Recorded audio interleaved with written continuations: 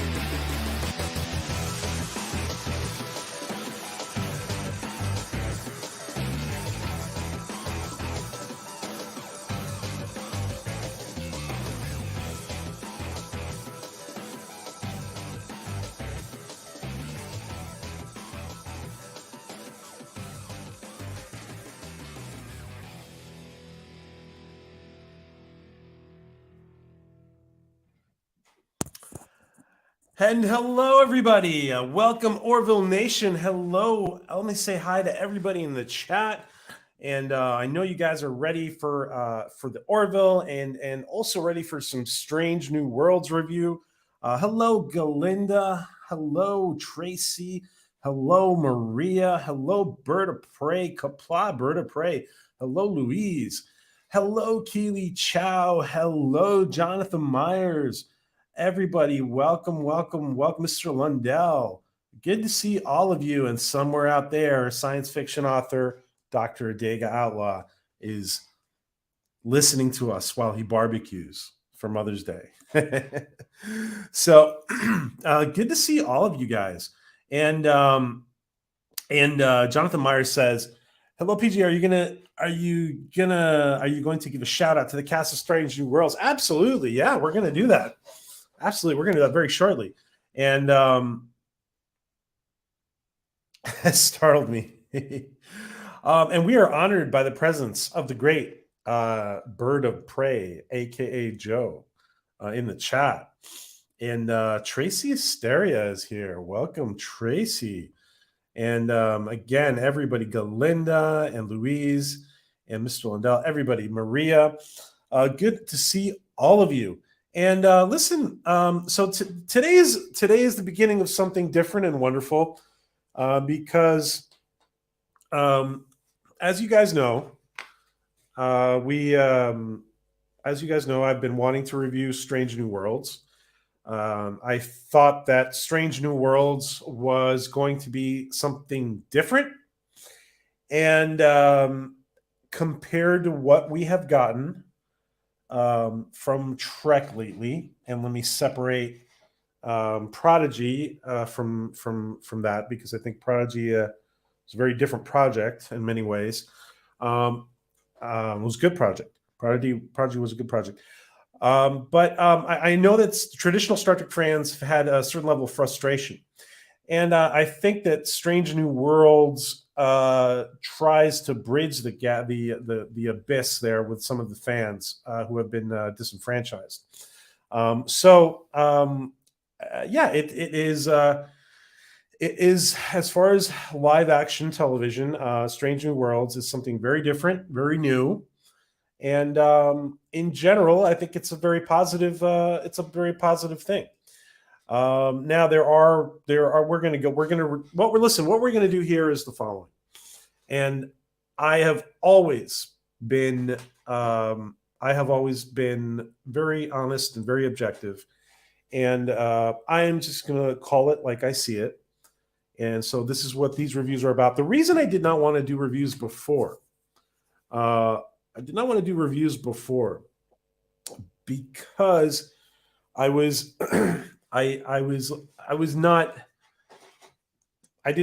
reviews about like Discovery or Picard. You guys know that, because I do not want to be negative. Listen, if you have nothing nice to say, then don't say it.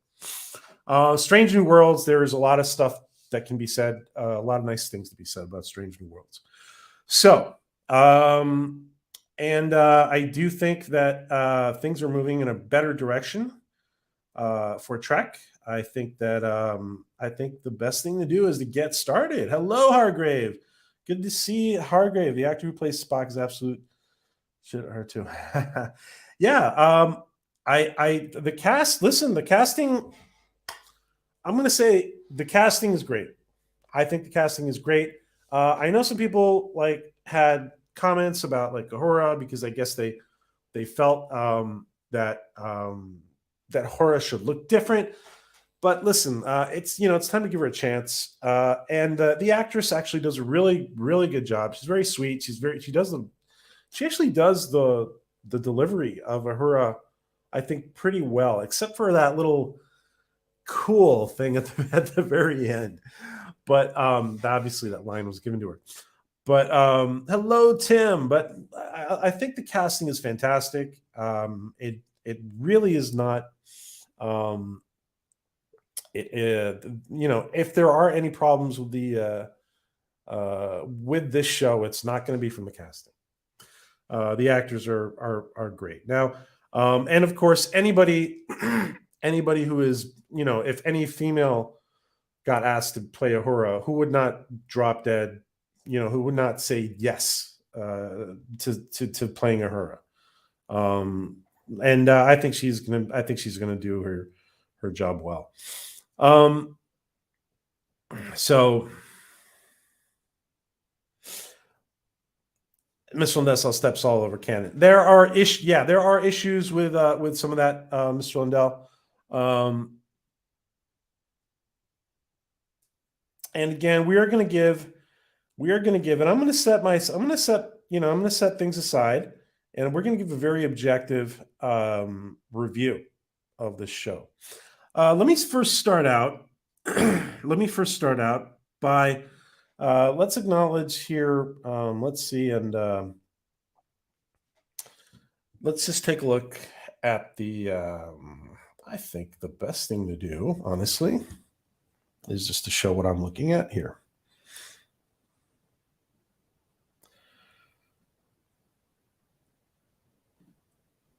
Alrighty. And I think we're just going to go through. And first of all, before we start the review, we're going to take a look at who is the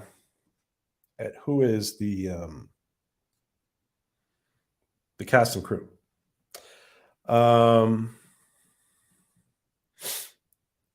So, Strange New Worlds. It says here, creators, Akiva Goldsman, Kurtzman, Jenny Lumet. But I do know that I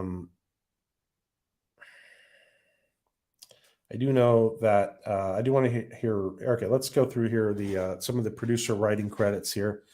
Goldsman, Kurtzman, Jenny Lumet, based on Gene Roddenberry, Akela Cooper, Bo DeMeo, Henry Alonzo Myers, Davy Perez, Sarah Tarkoff, Billy Wolkoff. Directors, Chris. Hold on, let me see. You guys what? Okay. Directors, Chris Fisher, Amanda Rowe, and this is for the season, obviously.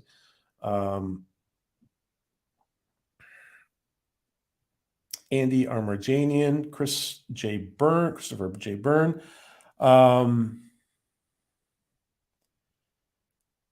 Sidney Freeland, Akiva Goldsman, Leslie Hope, Danny Liu, Maja Vervillo, I hope I pronounced that right, Valerie Weiss. Let's take a look at the main cast here. The main cast, of course. This is by order of appearance, I think. Gia Sindel is T'Pring, Anson Mount is Pike, Ethan Peck is Spock, Bruce Horak is Hemmer, Rebecca Ramon as number one, of course. Christina Chong as Lon, Jess Bush as Nurse Chapel, Babs Olasunmakun as Dr. Mbenga, Melissa Navia as Erika or as Ortegas, Celia Rose Gooding as Ahura, Andre Day Kim as Chief Kyle. We see him a little bit. Shannon Wheaties as Bridge Crew. Rong Fu as Lieutenant General Mitchell. These are some of the Bridge Crew. This is for the first episode. Basically, there's more characters here. So basically, for the first episode, that is kind of the cast.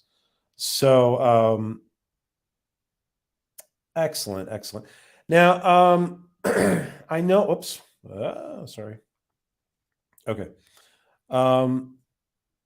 Hello, Jeff. Good to see you.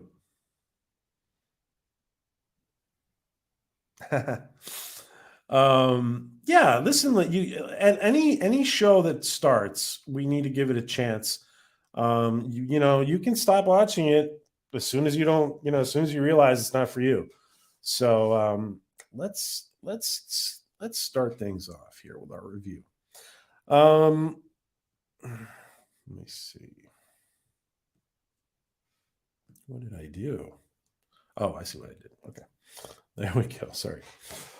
All right. Hello, Sherry. Good to see you. Good to see you, Sherry. Good to see you, Colin. Good to see you, Hargrave. Listen, the special effects are done very well. The special effects are done very well. Of course, a lot of the problem has been with some of the new Trek. Hello, Alex. Has been story, and we will get into that. There are a lot of improvements in this. First of all, but while I put up the first image, let me just say this is a episode.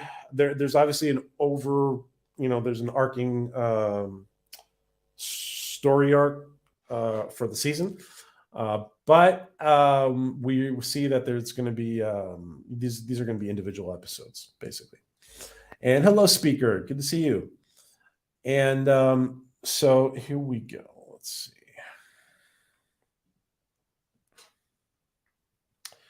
We obviously see that the episode starts out on some alien planet, in some kind of bunker, right? On some like top secret bunker, or base or bunker, whatever, on some alien planet, and they've had some kind of contact with the Federation, and the name of the planet is Kylie 297, and let's see, and the people sent, obviously, we're going to find out, is number one with two scientists. By the way, I do find it a little odd that there's only 3 people on that ship. And you guys, listen, I want you guys to put in your comments while we go through the episode. We want to really take our time going through this episode. So I want you guys to participate. And please feel free to put in your comments, as long as, just be respectful, guys. You guys can express yourselves. Please feel free to express yourselves. Major connections to Enterprise. The first ship was, I don't know about major connections. The ship that number one takes to this alien planet to do first contact is called the Archer, the USS Archer. I don't know about major connections to Enterprise. I think it's inevitable that they might go there. Alex, if anybody else wants to weigh in. I got to say that there's a lot of people concerned that this might be this might lead into a reboot of TOS. Okay,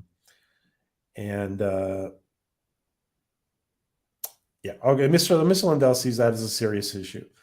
There's 3 people on that ship. Yeah, and so the ship here is the Archer. They call it the Archer. And let me show. It's basically, where'd it go? Where did the Archer go? Let's see. 1 second.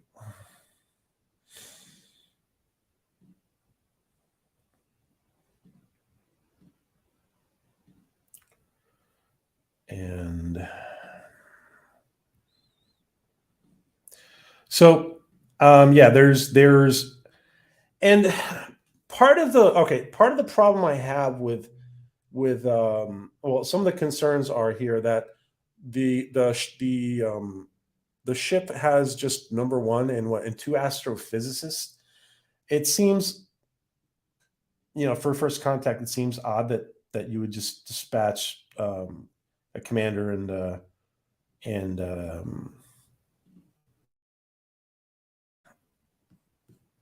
two astrophysicists.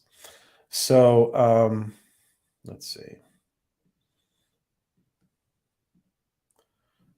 There we go. Okay. So this is the Archer. I'm putting up now. It's so it's a ship with one nacelle, and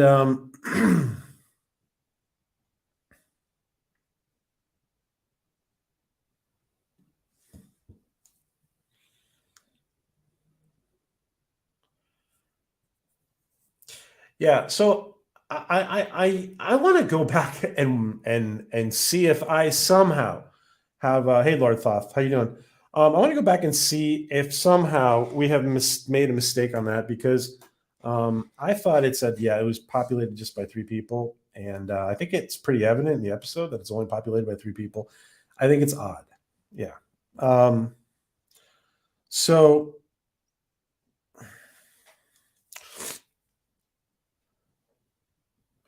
I don't think they're going to go back to the Klingons, actually, Alex. I think that there's been a decision that if the Klingons show up, they're not going to be Klingons. Well, I would hope, because that's not. It was yeah, it was not a good call on Discovery. Hello, Captain Trek. Good to see you, and good to see you, Mark Lazarth. Good to see all you guys.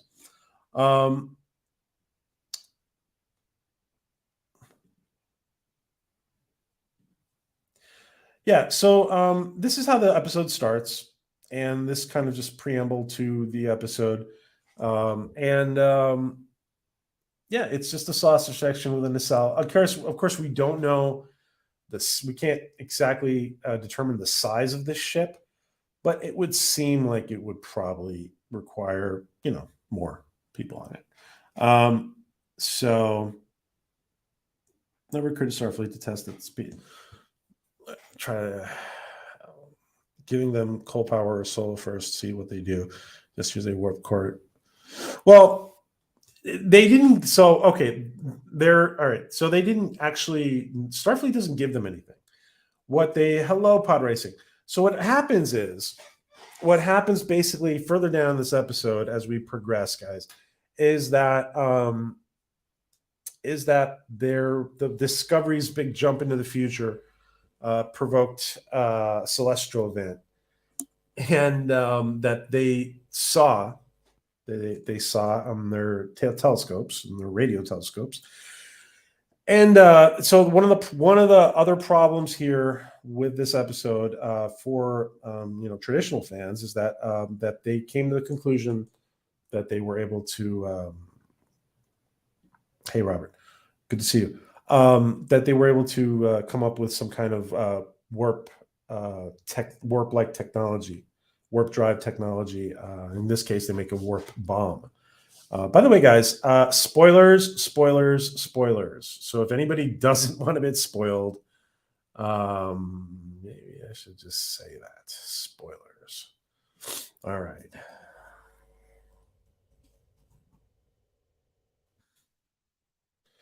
All right. So nobody complains. Spoilers. Lots of spoilers, guys. All right. Let's see. So yeah, that's going to be an issue. We're gonna touch upon that soon. So next, basically the episode starts going, in Montana, where Pike lives, and it's called Bear Creek, Montana. And Bear Creek, Montana, is where he has his little house, and a nice little place out. Get away from it all. You know what's interesting, and even now in today's society, guys, with the internet, we could work from anywhere. Wait, this banner's annoying. Let me take this banner down. All right, spoilers. I've said it. You know, as society progresses, you can work from anywhere, and it's going to be interesting. You know, it's going to be interesting, and people can live in more rural places and still be very connected. The windmills. I heard a lot of people complaining about the windmills. I think that listen, windmills. I don't think the windmills are an issue. The windmills can, down the road, the windmills might. Who knows? One windmill might generate enough for an entire city one day. Who knows? We don't know. We don't know what the efficiency of these come up in the future. So I don't think the windmills are an issue, guys. Anyway, we start. We see Christopher Pike making breakfast, right? And while he's making breakfast, he's watching Day the Earth Stood Still, and we see that he has his significant other is waking up while he's making breakfast, and of course he is hello, War Dogheim, good to see you. Miss Lindell doesn't like the windmills. Judith Gap area of the mountains, wind turbines. Hello, War Dogheim. Yeah, Miss Lindell doesn't like it.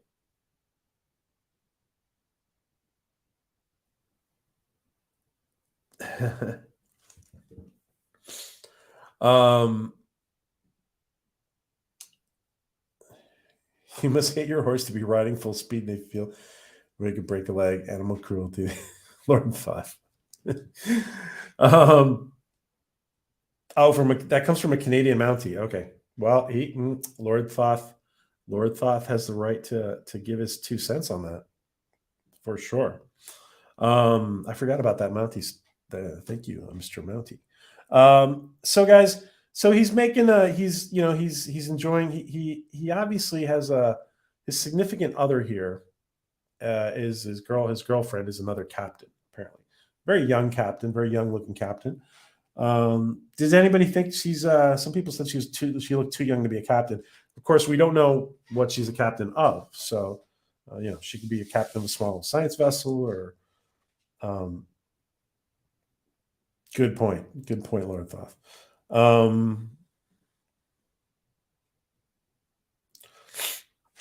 The engineer chimes in. Chief Engineer Bird of Prey. Well, I mean, in the future, can't they be more than 100% efficient? I mean, I'm seriously asking you that, Bird. Can't they be more than 1,000? Anyway, I'm not here to defend windmills, guys. I'm not going to defend windmills. I'm not here to, but that's a good point, Bird. Hello, Soresis. So, but yeah, Bird, you can answer that question if you want. Can't they be more than 100% efficient in the future? Let's see what Bird says. Talking about the TNG episode where they came across the satellite where these Crossley people. Oh, I remember that episode. Yeah. The businessman and I remember that episode. I remember the businessman. I cannot change the laws of physics, says Bird of Prey.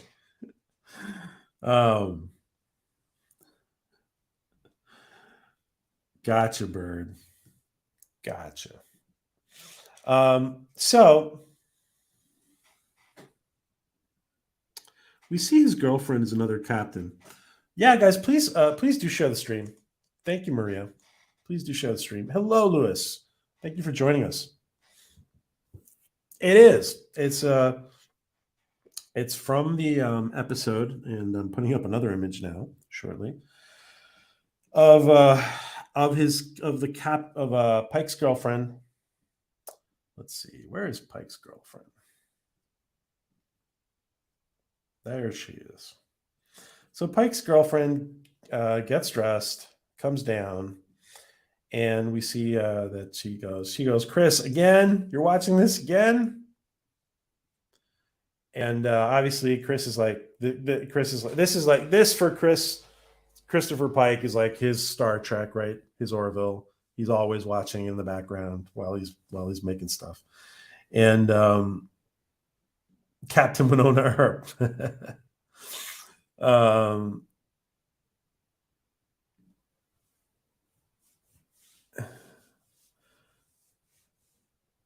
It says Colin, you don't need realism, stick to nonfiction. Yeah, Discovery Channel says, right, Colin? Telescope explanation was dumb. Yeah, the telescope explanation is, I gotta say, in a lot of writers' rooms, there would have been, yeah, there needs to be there needs to be more. You cannot reverse, like you can gather. Oh, I thought a lot about it, by the way, and we're going to jump into it more later. You can gather information from the event of obviously of opening up that hole into the future. I don't think it was a wormhole. I think it was another something else. But whatever technology was used to open that for Discovery to jump into the future, I think that I really think that you can gather data from it, but from there to being able to design even the containment fields for antimatter, matter antimatter technology is a big leap. So yeah, there that's hello, yeah, Jeffrey Combs. You thought that was Pike's daughter?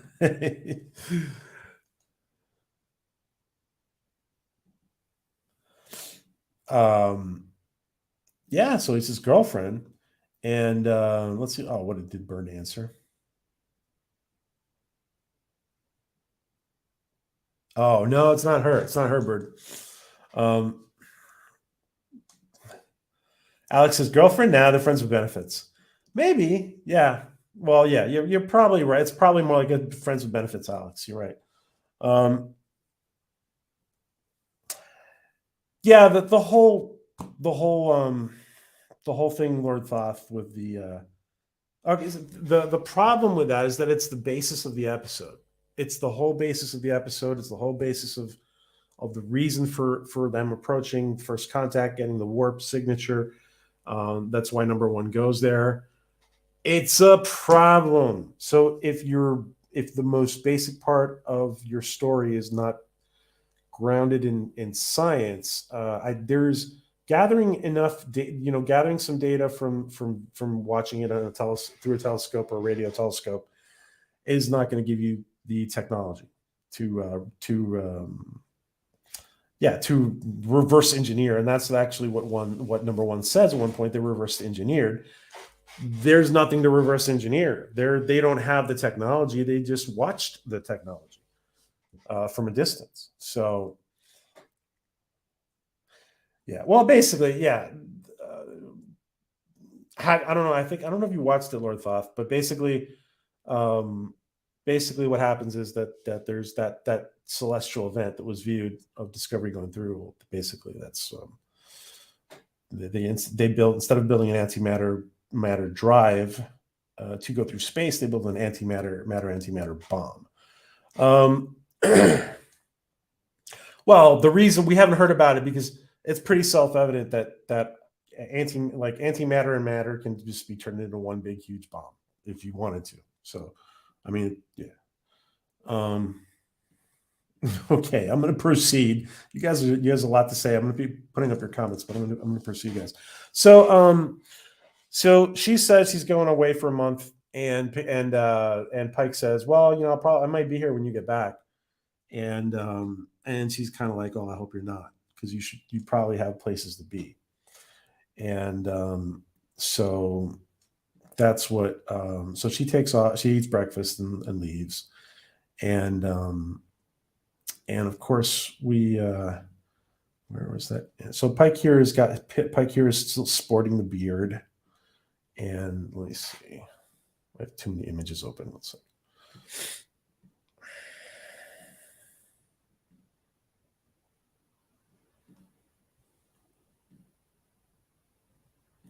Pike is sporting the beard here. We'll see. And all right. Well, let's see. So he goes out. He goes out riding his horse in the snow, like you guys said, and he gets visited by a shuttle because he's not answering his phone, his communicator. I do like the fact. Listen, there's a lot of there's. Let me just say there's little details in here that I thought were good. There's some details in here that I thought were good. I thought were improvements. Basically, guys, I think that this is they are bending over backwards to try to bridge to part of the fandom that has not liked New Trek. Now, will they succeed in that? I don't know. There are elements here that they have.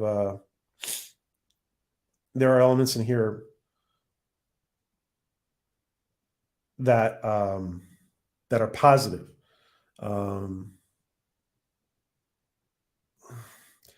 Mark Lazarth, I bet you could do that. I bet you could do that looking through those binoculars. You're a smart guy. Yeah, no, but I'm just seriously, yeah, that is a big problem, Mark, of the story. It is a problem of the story. So, Mr. Lindell doesn't like the shuttles. And off the shuttle, guys, off the shuttle comes, of course,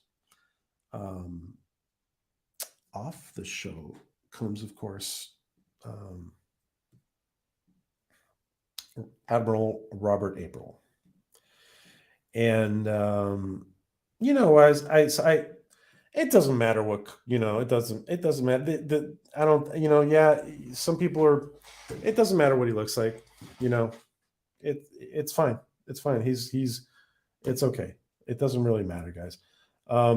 He's Captain. So Robert April, obviously they know each other very well, and he says to Pike that we've lost we've lost a mission, the crew of a mission, and is when he goes ahead and tells him that it's number one. And some people said, well, some people said Robert April should not have been cast as African American because he wasn't African American. I think that's the least of our concerns, to be honest. So that's why that was my comment about what he looks like. But if he is, I think it's the least of our concerns, guys. He's not. So I don't want to. Some people are going to say he is an important character, but I think he's not. There's more important characters in Trek. I gotta say, Dave Bob's comment here. Anson Mount is spectacular. He does a really good job. He does such a good job. There are a lot of moments where you get drawn. Even people, and I've talked to a lot of people who were not liking this show, and Anson Mount draws you in. He draws you in. He's very good. He's very good. He was born for this role. Really, he was. Yeah, basically, speaker.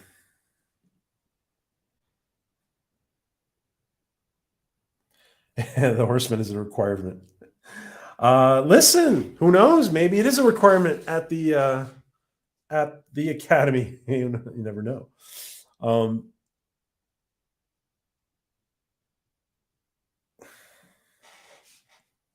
Yeah, we don't know exactly.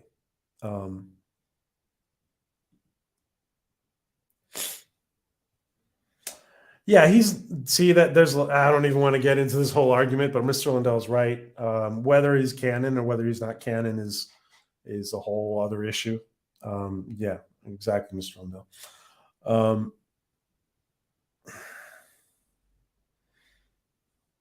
I do want to say,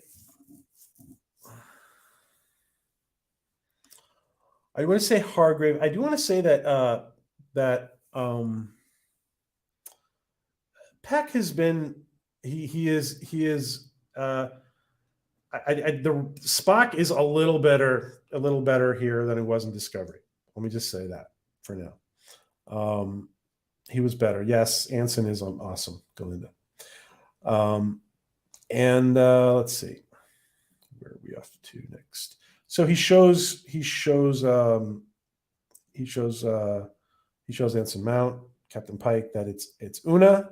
By the way, guys, Lord Thought, yeah, I know how you guys feel. I know how you guys feel. I do know how a lot of you feel. So, but I'm gonna put up your comments, guys, and I'm gonna keep going forward. Please feel free to express yourselves on all sides of the argument. Yeah, soft spot for Rebecca, huh?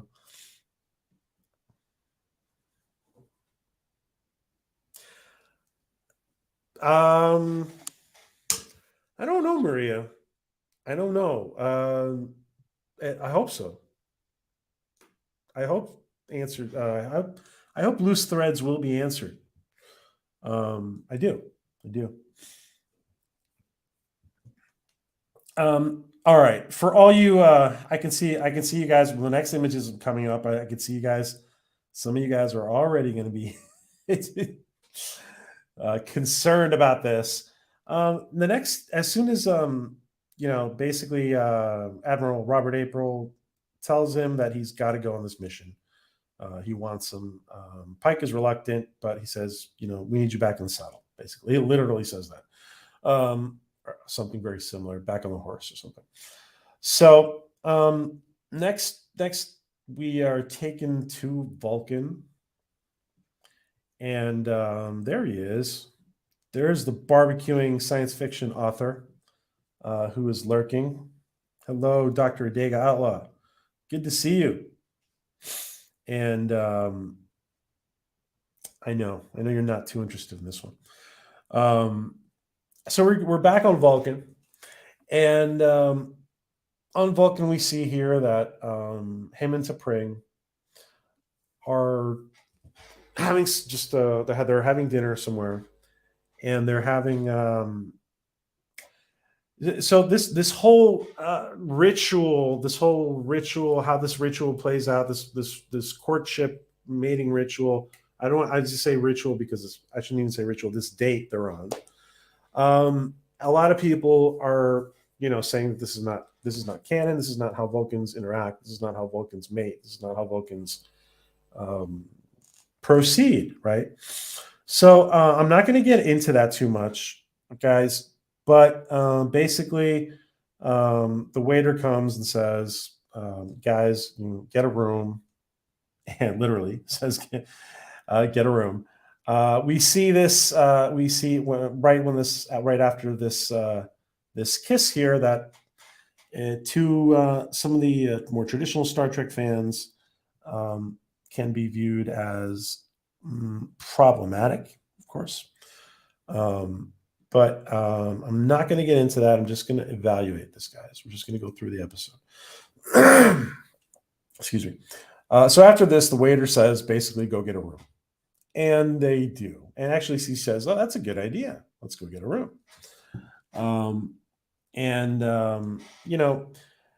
There's a lot. And again, I'm not going to get into the whole Ponfar or lack of Ponfar.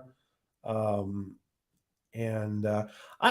do want to say this. I do want to say I understand the whole, even in the more rigid traditional ideas of Trek.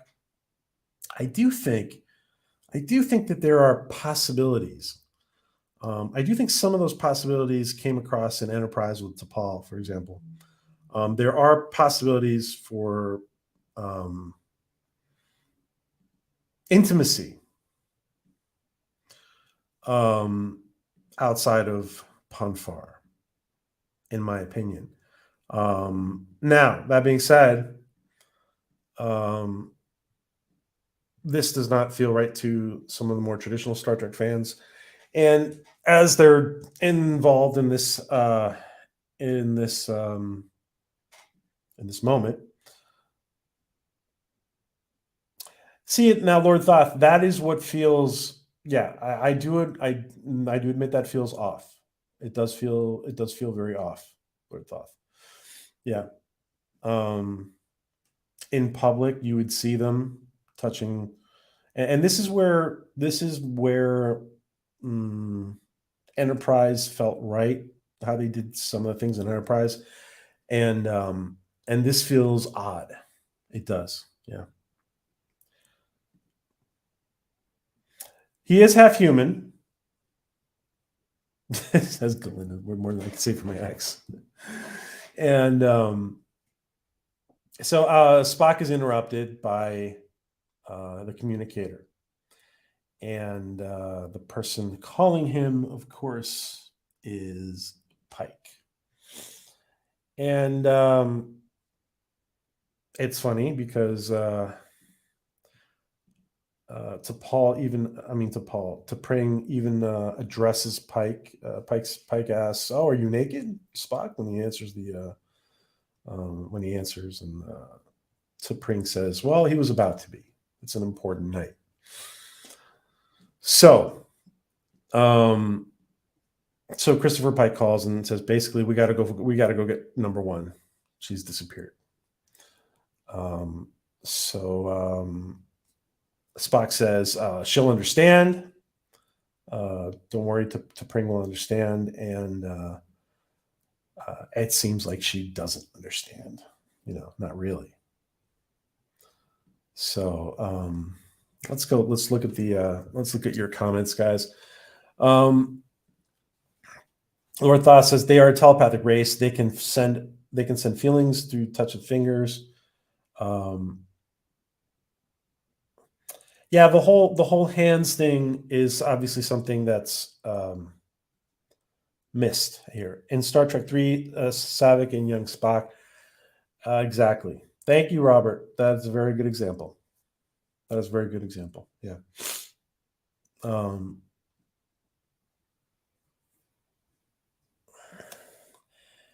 It felt. I would be interested. I know some of you guys don't want to watch it, but it would be interesting to see if you guys had seen it.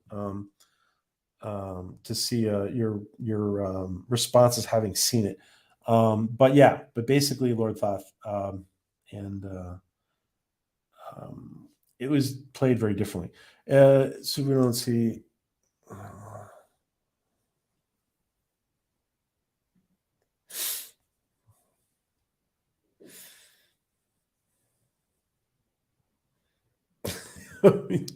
Anyway, I shall continue, my friends. Okay. I will continue. And yeah.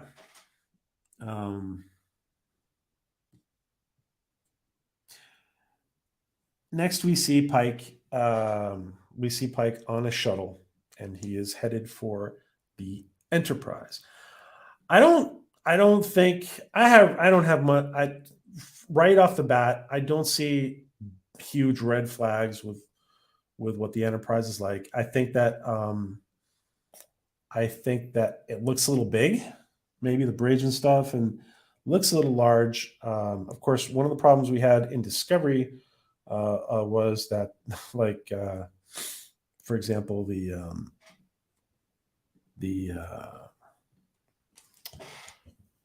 there was a lot of space in places where you would think that there wouldn't be. So, Chapel being an expert in genetics for a nurse, that is why doctors research such fields. That's a good point, Mark. That's a good point. I have seen it's Captain Fandom Nerd, aka Captain Trek, and scene breaks TOS canon, says Captain Trek. Where was Cybok also after all? Where was Cybok after all? That's a good point. Where is Cybok? Wait till we get Breaker Bad speech. People are saying that's the best Trek since the 90s. Well, I don't know. I don't know who's saying that, but I'm not saying that. I'm not saying that at all. So I will say this, guys. If you're comparing, the bar is very low. If you're going to compare it to if you're going to compare it to Discovery and Picard, yeah, it's better than Picard and Discovery. What does that say? I don't know what it says though. The Enterprise is too big. The walls are too white. There's no shuttle bay, obviously, since Pike has to beam on board. No, there has to be a shuttle bay. I know what you're saying, Lindell. I know what you're saying, but the fact that he decides to beam on board, there has to be a shuttle bay. How can there not be a shuttle bay? I know what you're saying, but I think it's yeah, there's got to be a shuttle bay. I'm sure we'll see a shuttle bay at some point. Captain Trek, listen, I think that your name change is a very welcome thing for you. I think it's good for you, and congratulations, my friend. Let us know what the final change is. It going to be Captain Fandom Nerd? Is that definitely it? I know you've been toying around with a few things. That's a super chat. Thank you, Maria. Thank you, dude. Thank you, nice stuff. Thank you, Maria. Yeah, this is I'm going to be reviewing the whole thank you, Maria. I appreciate that. I'm going to be reviewing Lord Sot says he disliked that Enterprise. I'm going to be reviewing this whole season, guys. The only way to review something for me is to be as objective as possible. And at the end of the season, I will, determine whether I liked it or not. Obviously, there's things I'm liking and not liking. We're introduced here to a new engineer, a transporter chief.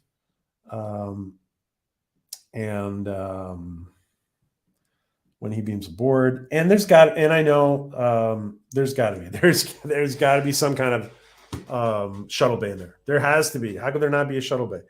So I'm sure we'll see it at some point, Mr. Lindell. But I hear you, because I was also wondering, Mr. Lindell, why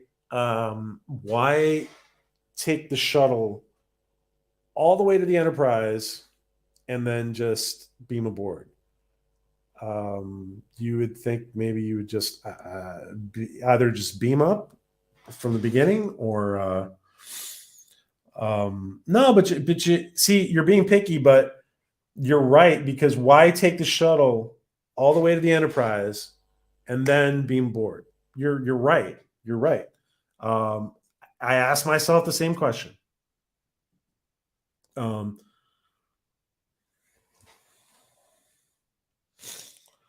Well, okay, so he's not new. Okay. Thank you, Mark. Let's see. And I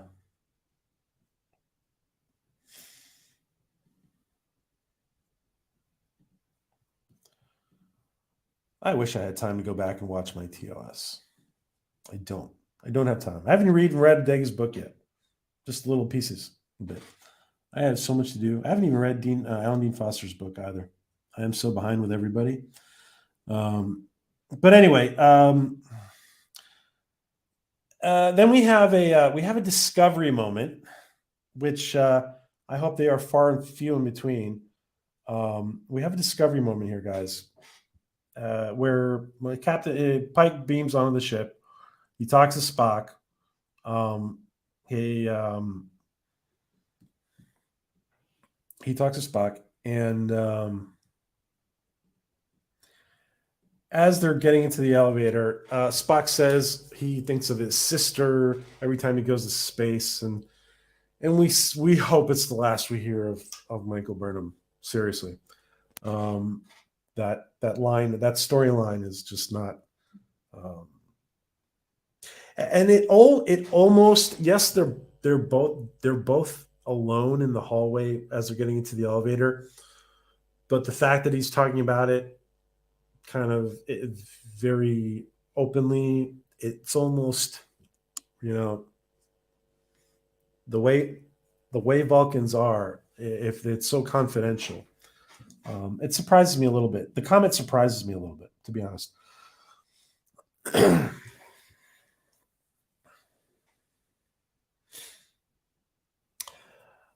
That's an interesting point, Hargrave. That's an interesting point. Um, why take the shuttle except for the beauty shot? Yeah, yeah.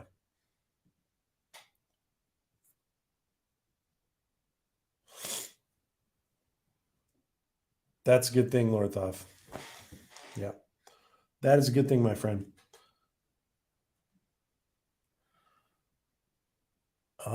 Thank you. Thank you, Mark. I have to go back and watch. Um,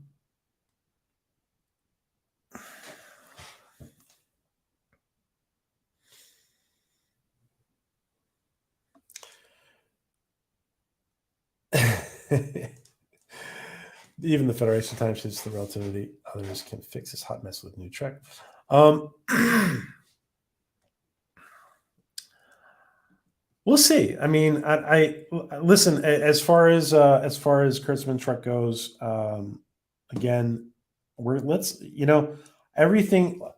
Picard started, and as soon I mean you could see very early on that Picard had its problems, and then it was very evident by the couple episodes in that it was not going to get better. We'll see what happens with this. I think every show deserves its chance. Again, the actors are not to blame. All the actors want to do is work. And if you tell an actor that they can play an iconic role, they're going to be all over it. Um, Kirk, Pike is copying your Pike is copying your gray hair streaks, Maria. Yeah, that's a fine idea. Word on hunt. Start again. Yeah. So he gets to the bridge, and let's see.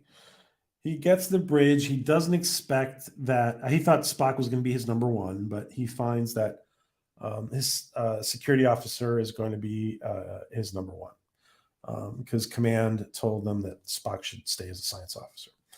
So this character Laan, which turns out might be an interesting character. She seems to have. Well, I think you guys have heard she might have. She may be one of those genetic descendants of one of those genetic superhumans. There is a little odd. There is kind of an odd thing when you get to the bridge. It does feel. All right, let me say this. If you go back and watch TOS, there's obviously too many men everywhere. There's a lot of men everywhere, right? And you would think that it would be more balanced. The problem here, when you get to the bridge, you do get a feeling that that instead of reaching for equality, that there's four women in the key positions at the on the bridge, and it does feel like that because they've been focusing. See, from a viewer standpoint, it does feel that because they've been focusing on Pike and Spock, that they need to balance. That the producers feel they need to balance gender, and it does feel a little awkward to me, to be honest.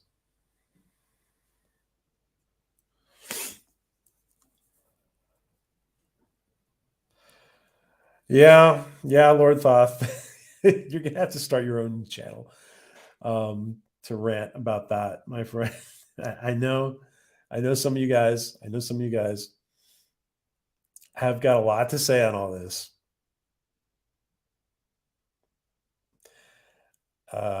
Yeah.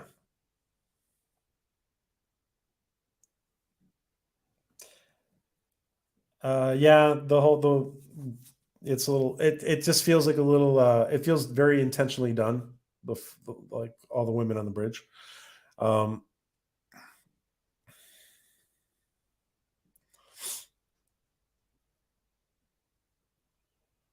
there's a lot of women on the bridge. It's a woman's bridge. um,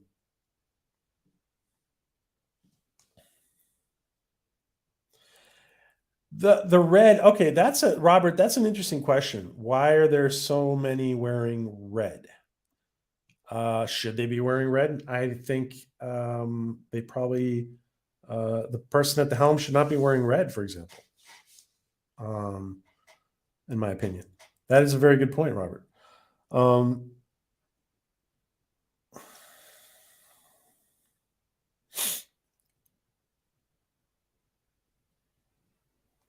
hmm.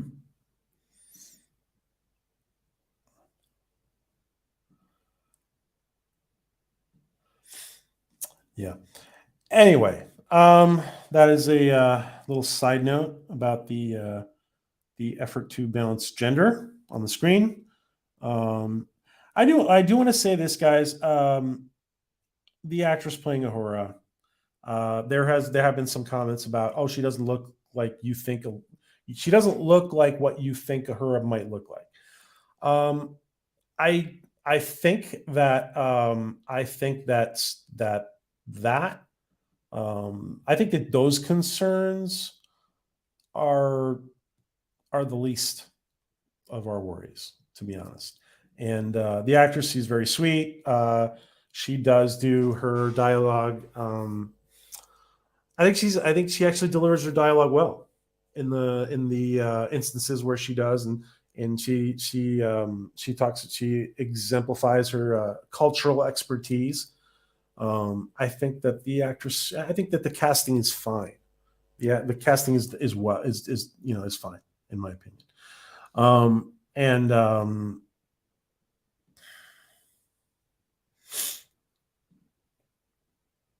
not a bad thing, better to look at.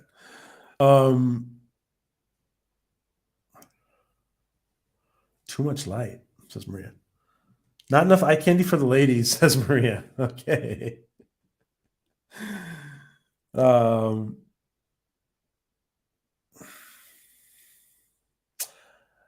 exactly, Mr. Lindell. There should be the people at the helm should be in gold, right?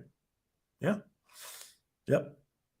And we see here later when Ortegas, excuse me, when Ortegas says, when Ortegas is left in command, it's pretty obvious he's left in command as he's wearing red. It's not that, it's not impossible for them, to be left in command wearing red, but you would think that the bridge command crew would, in this time period, would be wearing gold. Yeah.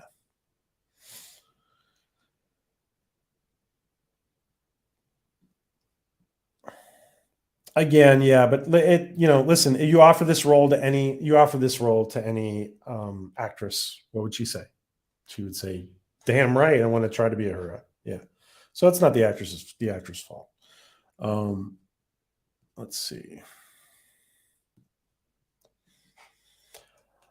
Next, we see that Pike has a moment where he's given orders to get underway, and we see him have a moment where he gets like distracted, and like the crew notices that he gets distracted because he's looking into his console, and he has a vision or kind of a flashback of his death, right? And we're going to see that there's several of these during the episode.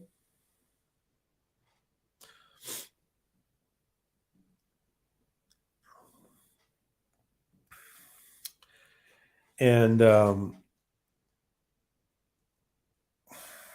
well, you're absolutely right. It's early, Mr. Lundell, and they resolve that actually. I'm not saying it's right or wrong, but they resolve it, and this does happen in real life. They resolve it by saying that she is still a cadet who has basically been pulled out of the academy because she's a prodigy, and that's what Captain Pike actually refers to as the prodigy. So that's how they resolve that. But you're absolutely right. That's too early. More balance, says Maria. Great cast.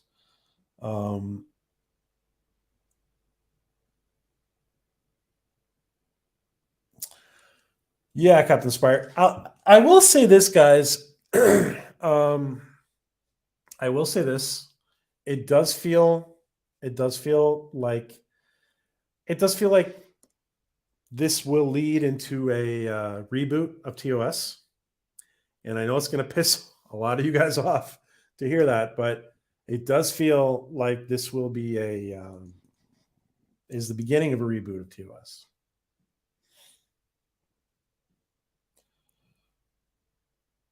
Let me ask that question to you guys in the chat. I know you guys are being very expressive today. Do you guys feel that this is going to lead into a reboot of TOS? I think, to be honest, listen, they're on the Enterprise. Spock is there. Uhura is there. It's already happening, in my opinion. Yeah, well, forgive me, Captain Trek. It's not death. It's he keeps referring to it as his own death to the life as he knows it. He keeps referring to it as to his death as he knows it, as life as he knows it. That's why I keep saying death. Sorry. Yeah. Every time he looks into basically.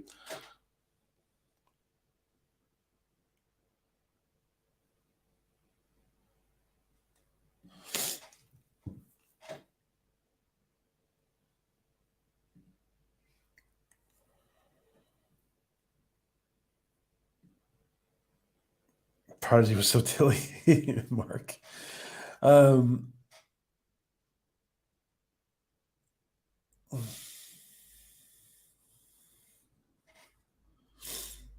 Yeah, probably reboot.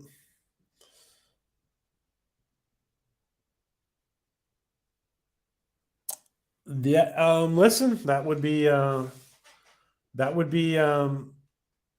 problem is TV executives. TV executives have no cojones.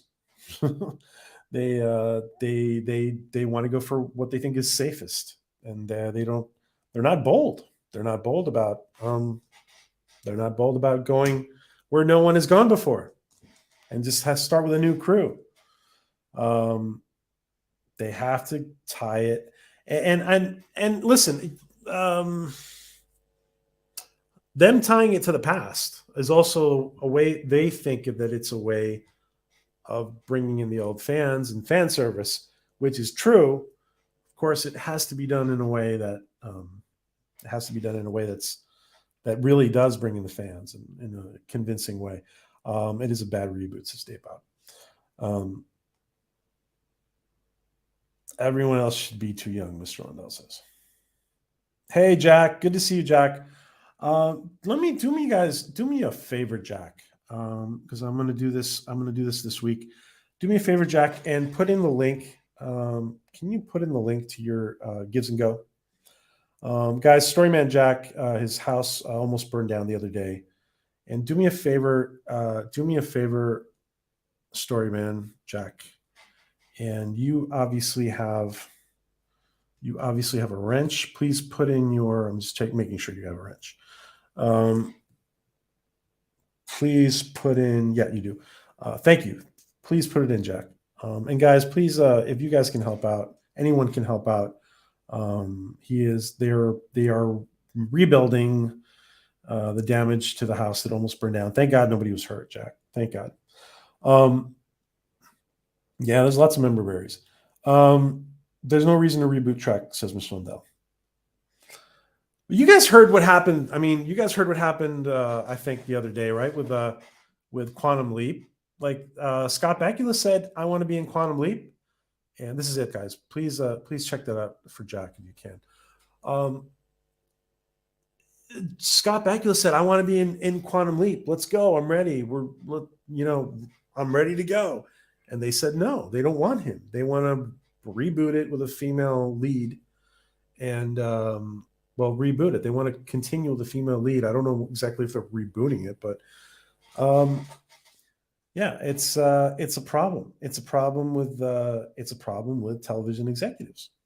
And this is, by the way, this is one of the reasons we have to support New Stargate, for example, because Brad Wright, the original showrunner, has control and he intends to maintain control. Otherwise, he's not doing it, according to them. So it's important to support quality sci-fi, guys. So he has this little flashback, and excuse me, he has this little flashback. Yeah, like you guys said, every time he goes in the mirror, basically he every time he goes into the mirror, he looks in the mirror or he sees his reflection. This is what happens. And let me just make sure. Put up the next image. And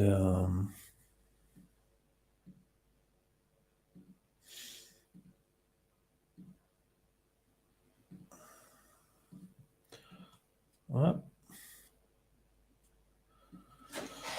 All right. Let me put up the next image. And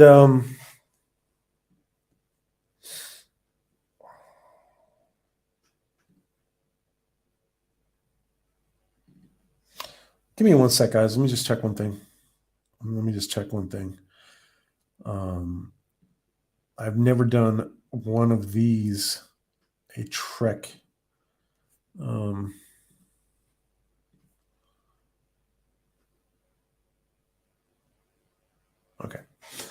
All right. We're good.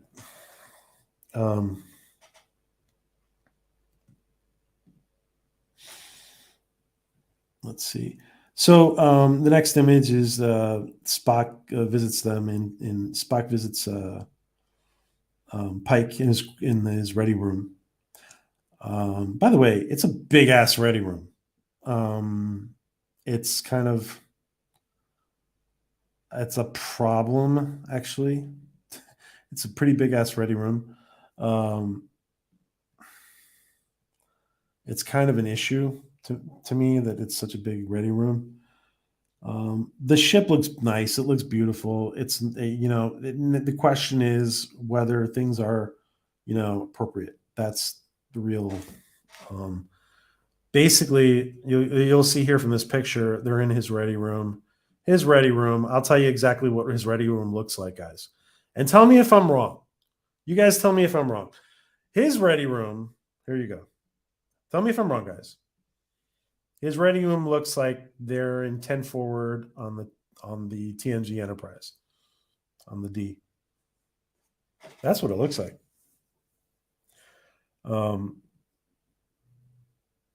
Cautious optimism for new Stargate, says Lord Thoth. That's good. Colonel Shepard. Oh, that's great.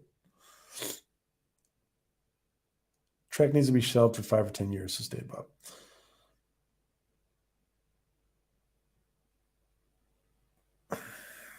Yeah. As far as yeah, Storyman. I understand.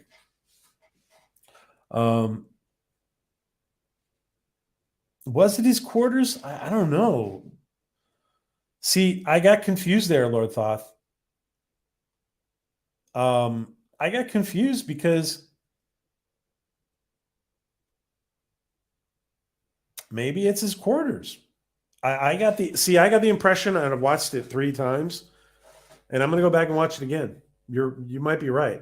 I just thought it was his ready room. I swear I thought it was his ready room, and I was surprised. But yeah, it's huge. It's bigger than like Captain Picard's quarters on the Enterprise on the D.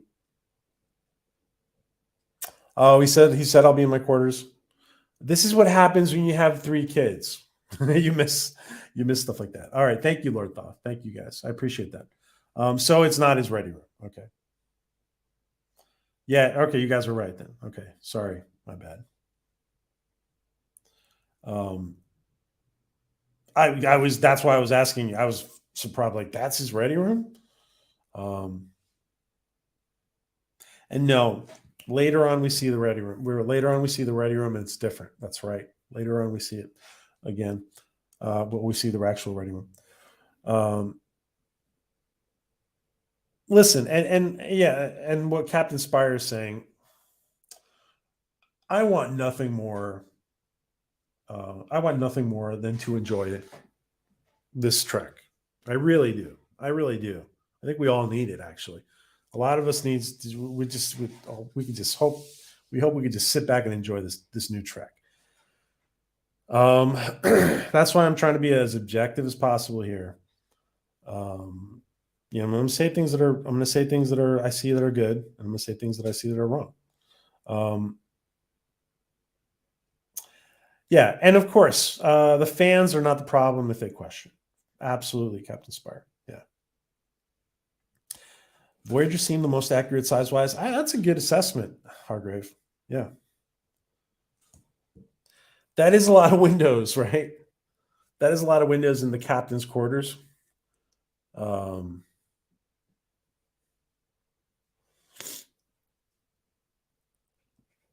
Yeah, so it's probably his quarters. My bad, guys.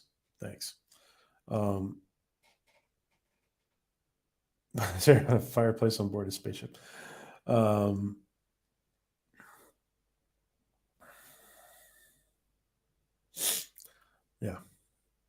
Yeah, it's Jack.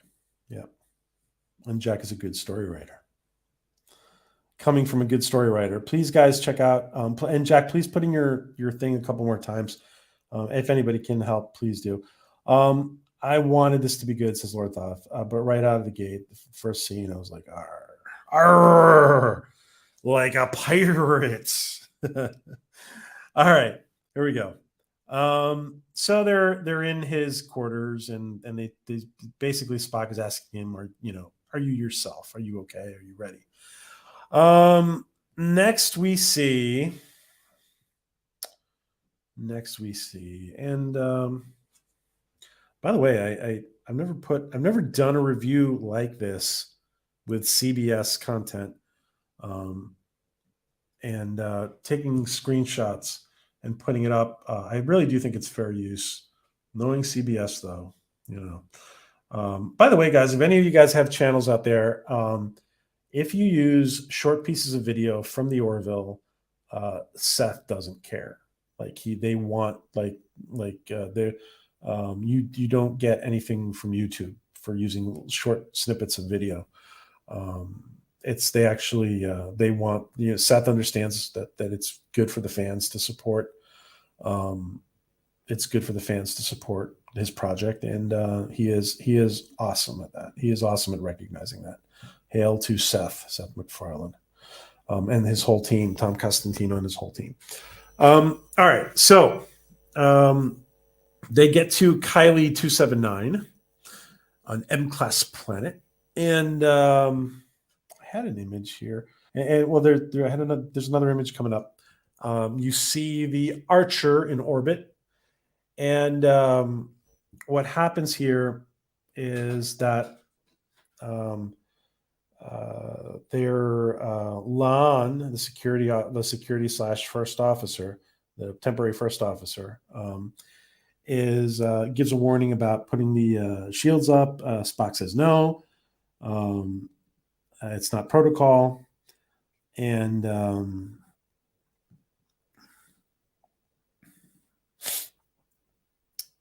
let's see.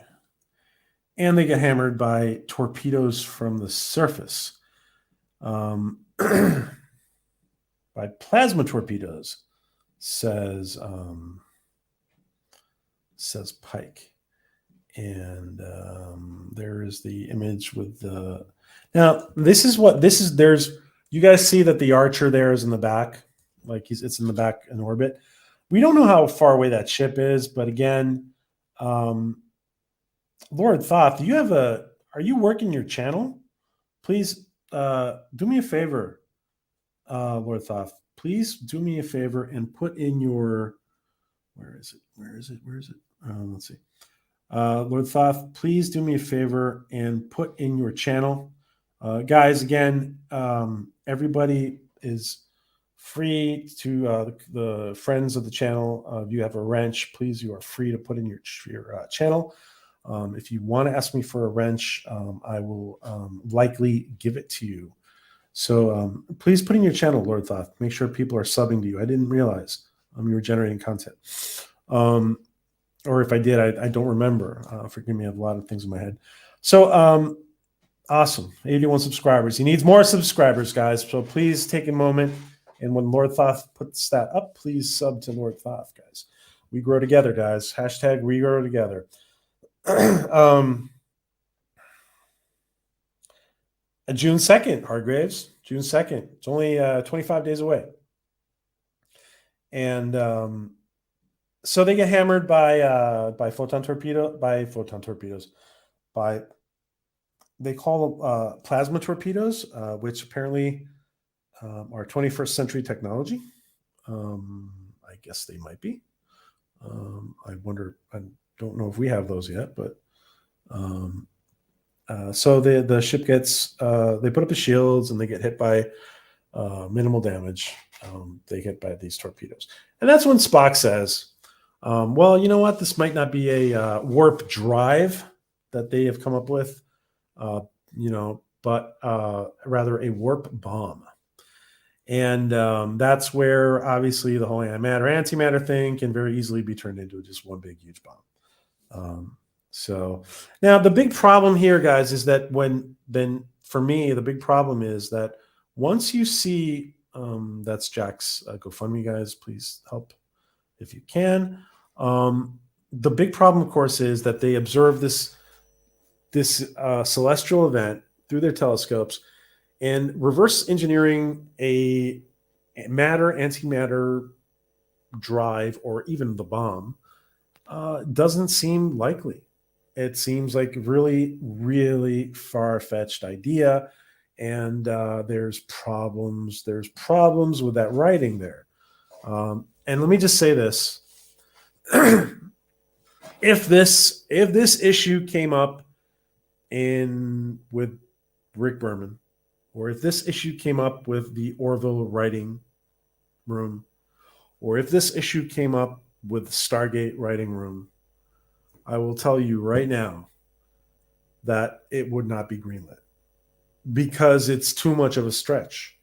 You can collect data from the celestial event and the explosion, and you can see that maybe there was some kind of matter-antimatter explosion there. You can detect it.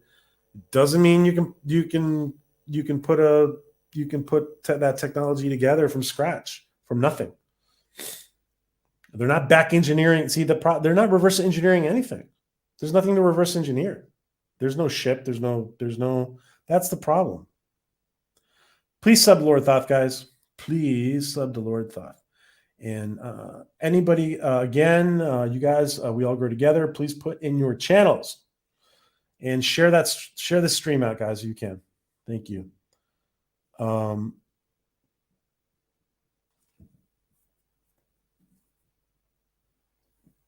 Yeah, please put in your channels and put it in again later on, Lord Thoth. Let me just see. Hello, Pop Culture Monfield. Good to see you. Hello, my friend. Good to see you. And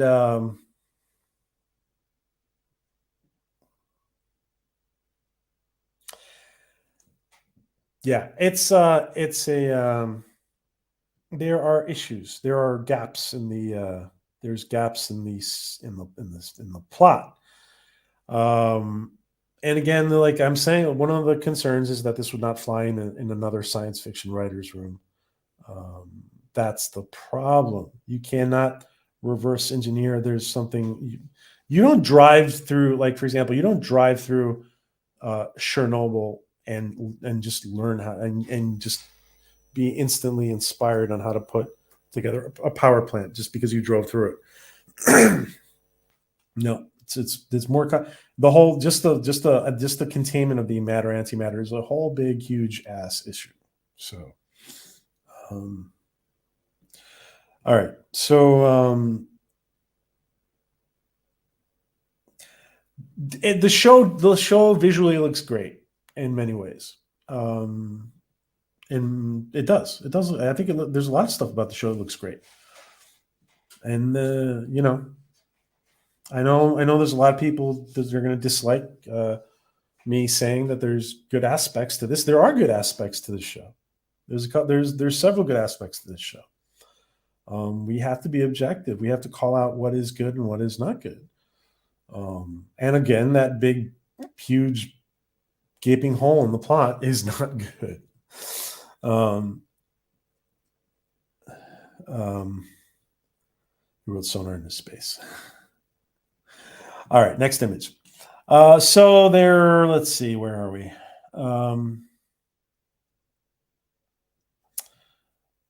So they're basically analyzing that the planet is split into two factions. There was kind of like a world government, and there's kind of like a big revolutionary component on a global level or something like that.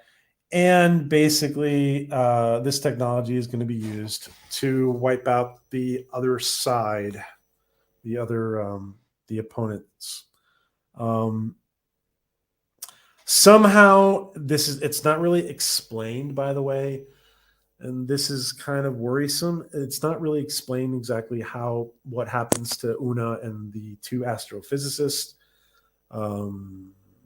I don't see. I'm going to go back and watch it a fourth time, and I'm likely going to be joining Doomcock later, and I'm going to go back and watch it again before I go and sit with them with the Doomcock panel. But I don't see. I must have missed it, as I didn't see the explanation as to how they were captured. Unless they just beamed down and they were captured. Which is probably what happened.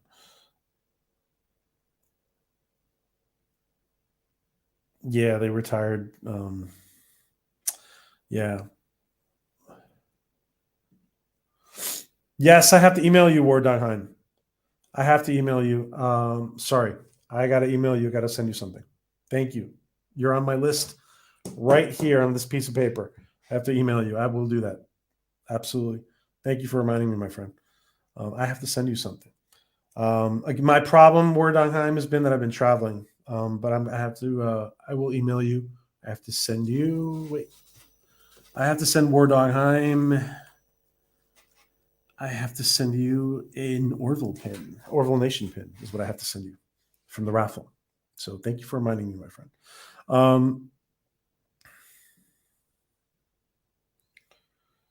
The genome sequencing fantasy. Yeah, well, I'm Mark.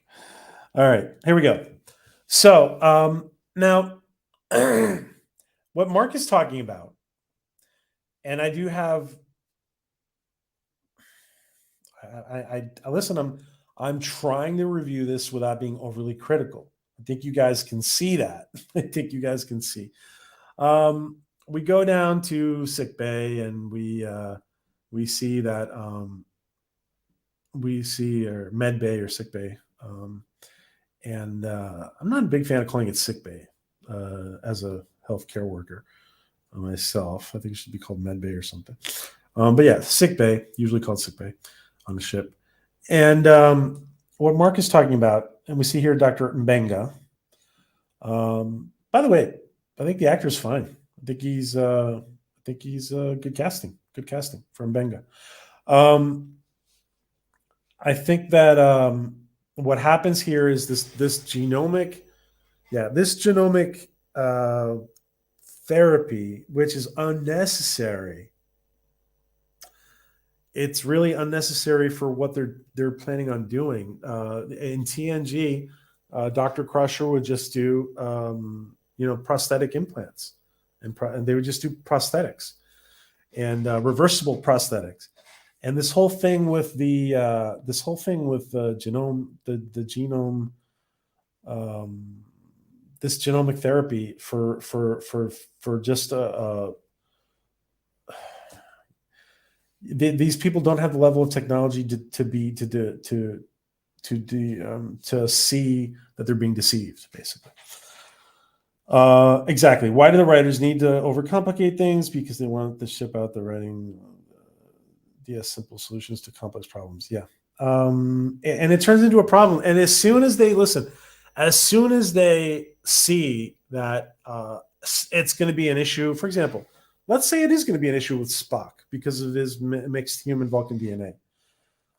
If it's going to be an issue with Spock, then they shouldn't be fucking doing it, to be honest. They shouldn't be doing it. Thank you, Nate. Yeah, it is called sickbay.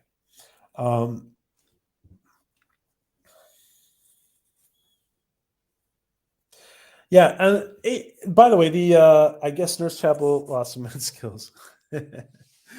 Nurse Chapel character here, Dermablast, says Dave Bob. And Nurse Chapel here, guys, is it's a good casting. Very attractive Nurse Chapel. I do think it's interesting. I do think it's interesting that she is a civilian. I think that's an. I think it's an interesting idea. I think it's. I think it makes. I think it's realistic, to be honest. That you have, because you do have civilians integrated into military. I think it's. I think it's an interesting idea. The fact that she's a civilian. So kudos to that. Can you guys mentioned the things about nurses being, you know, specialists in genetics? They can be, usually, if they're involved in lines of research, they can be. I know this from my own work in this field, but anyway, the whole thing is, it doesn't make too much sense to be. They don't need to genetically manipulate their peers here. It's just so they can go down to the planet. Good old fashioned makeup, says good would have worked, says Nate. Yeah, you don't have to mess with your DNA. Yeah. These aren't COVID vaccines, for God's sakes. You don't need to mess with our DNA. Let's see. And then there's an issue here. I do like the character and the actress who plays Nurse Chapel, pretty much, and Mbenga, both of them. There is a problem here, as the temporary first officer and security officer Lon is being transformed. She asks for there not to be any sedation. I do have an issue here with this sequence for one reason. I'll tell you why. When we see, and hello, Loki. Good to see you, Loki. Good to see you, my friend. Awesome to see you here. I do see here, guys, an issue with. Listen, when later in a little while, we're going to get there. Spock's DNA therapy is going to wear off, and he's going to scream from the pain. Nevertheless, she sits here and just conceals the pain, but the Vulcan, who doesn't want to show any emotion, cannot conceal the pain. This is incongruent to me. It's not congruent at all. It makes no sense that she can do it and Spock is just, blaring, screaming. It makes no sense. And let me know your opinions on that. Should Spock be screaming while she's not even flinching? Should Spock be screaming and she's not even flinching? What do you guys think about it? I mean, please give me your opinion on that, guys, if you want it in the chat.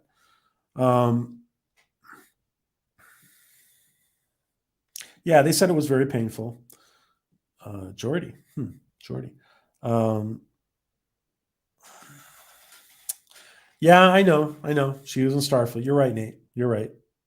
I'm shocked. You're absolutely right, Nate. I'm shocked. So very shocked. CBS Paramount went in this direction, decided to hand the series off to a typical Huntsman who saw this coming. Who would have thought? Yeah, we're shocked. We're shocked about a lot of things. Loki. And before you got in here, Loki, I'm letting you guys know. I'm letting everybody who's coming in here know. I'm trying to do this in the most objective way possible. So I want to point out good things where I see them, and there's a major plot hole in this Loki that we were just discussing before you got in here, and that had to do with how they got the technology for their warp bomb by looking through a telescope. So anyway, let's continue. I think they should really be daring and introduce a young Jean-Luc Picard while he's still in vitro. That's funny, Mr. Lindell. Yes, hell Loki. Because she's a woman. Yeah, Nate. Yeah, she's a woman, and yeah, Spock screamed exactly, Mark. Spock screamed, but Lon didn't. Um, and yeah, uh, yeah. I don't know. It really stuck out to me the fact that Spock screamed and she didn't. Anyway, thanks for putting your 2 cents, guys. Wait, I haven't heard this before about the modern trick. This makes no sense, Chuck. I'm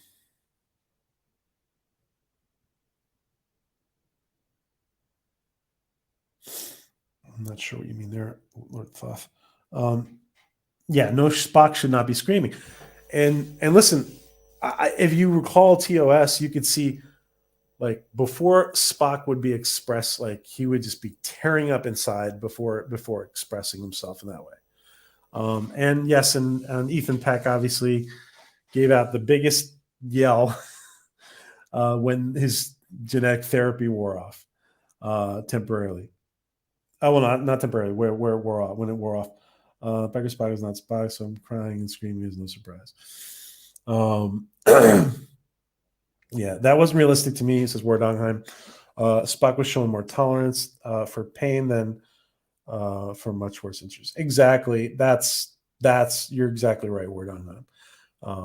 Spock's will to for tolerance and tolerance of pain, I think outweigh any expression. So breaks can't any function in so much pain in TOS, and yeah, exactly. Yeah, I can't even pinpoint because there's so many times that has come up, Dave Bob. Yeah, there's several times in TOS where he is you know exhibited tolerance and certainly of expressing it.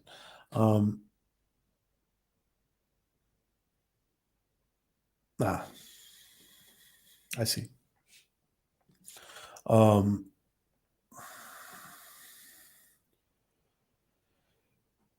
Yeah, so we're going to get to that, and they get their warp drive technology because Loki. They get their warp drive technology because they saw the Discovery leap off into the future, and there was a big celestial event. And because they saw the big celestial event, which involved matter and antimatter technology, somehow they were able to reverse from that. There's nothing to reverse, by the way. They're just observing an event, and yeah, they could gather data from it. There's particle emissions from it from space that you could probably detect. Their radio telescopes and stuff. But the fact that you would go ahead and build a matter antimatter containment system and then generate antimatter and then obviously a bomb from it is a whole different story. So I see what happens. What happens, Hargraves? That Zachary Quinto is not. He's a movie star. He's not going to be on. He doesn't. The movie stars don't want to be on television, and that's a thing. It's a thing in Hollywood. I don't get it. Even in Spacey, the super dudes still screamed when they were in pain. Says Word. That's true, because she is one of them.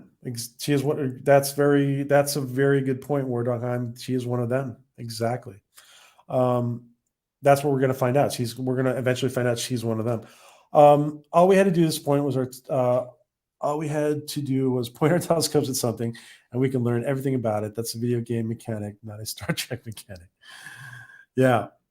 The screen felt contrived, says Galindo. All right. Let me just go to the next image. I put a lot of effort into this screen point. Sorry, guys. So they get their genetic therapy. It's really. I do think they look kind of cool. I do think their makeup. I do think their transformation into these aliens looks kind of cool. Pike looks pretty cool. Let's see. So they get ready to go down to the planet. They transform. That's what he looks like. And exactly, Clobby. I would not see Leonard Nimoy Spock, even Zachary Quinto Spock. They would not be screaming.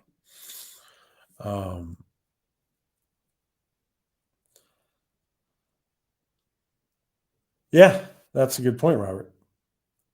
Yeah, he was dead on his feet, and he was right, Robert. He was dead on his feet, and he was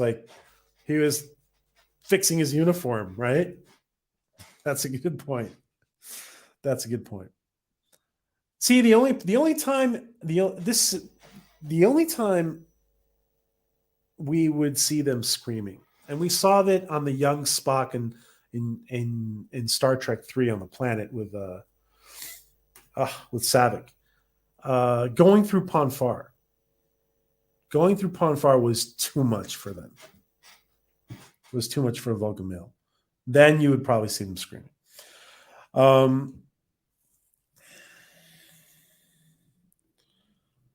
Embarrassed, even in an episode of Voyager where Tuvok is critically injured and he doesn't show dogs, cancel any emotions and say Vulcans learn and imagine. Yeah, absolutely. Absolutely, Nate. Yeah, absolutely.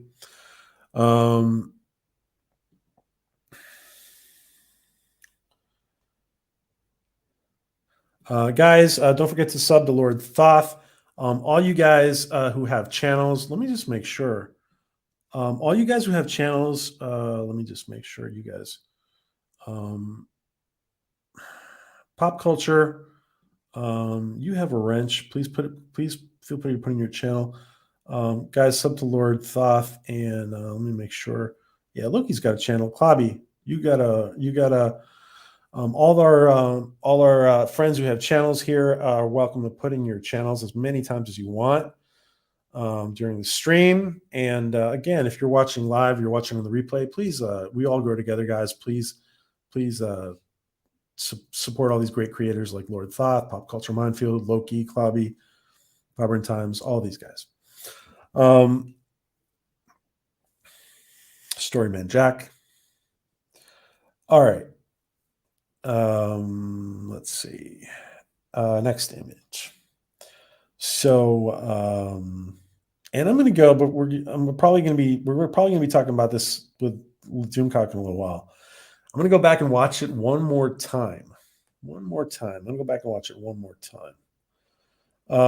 So they're set down on the planet in an alley, and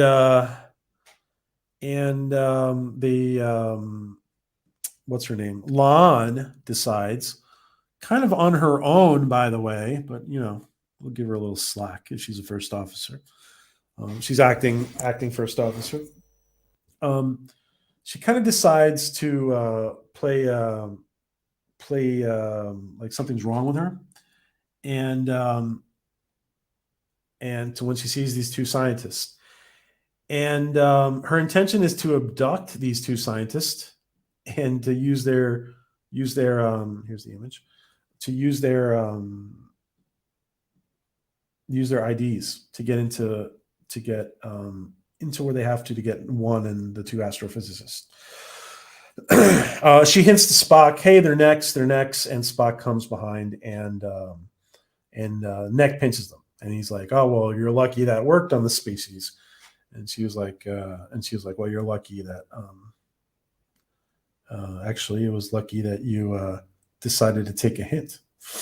So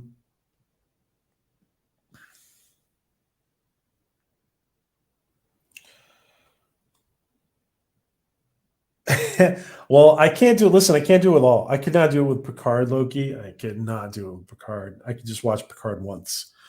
I'm watching. This is a little more bearable to watch. I enjoy Anson Mount. Watching Anson Mount, and it's just, there's a lot of problems with this for me, but I want to pick out for right now. I'm going to be as objective as I can, but and I assume Loki you'll be reviewing this, right? You talk about, didn't you talk about Picard? And Klobby, you're probably reviewing this too, right? I would imagine. So I'm going to watch it a fourth time before we talk about it. So yeah, so Spock nerve pinches them, and let's see. Next thing you know, we are they are finding. Oh, well, I was jumping. Next thing you know, they decide. All right, this is gonna generate a lot of issues with some of you. You would think that their protocol for beaming people onto the ship, apart from the fact that they should be kept sedated properly, you would think that there would be, like there would be on any naval vessel, you would think that there would be two guards at the door, for example. So they both wake up. Two of them wake up, right? And excuse me.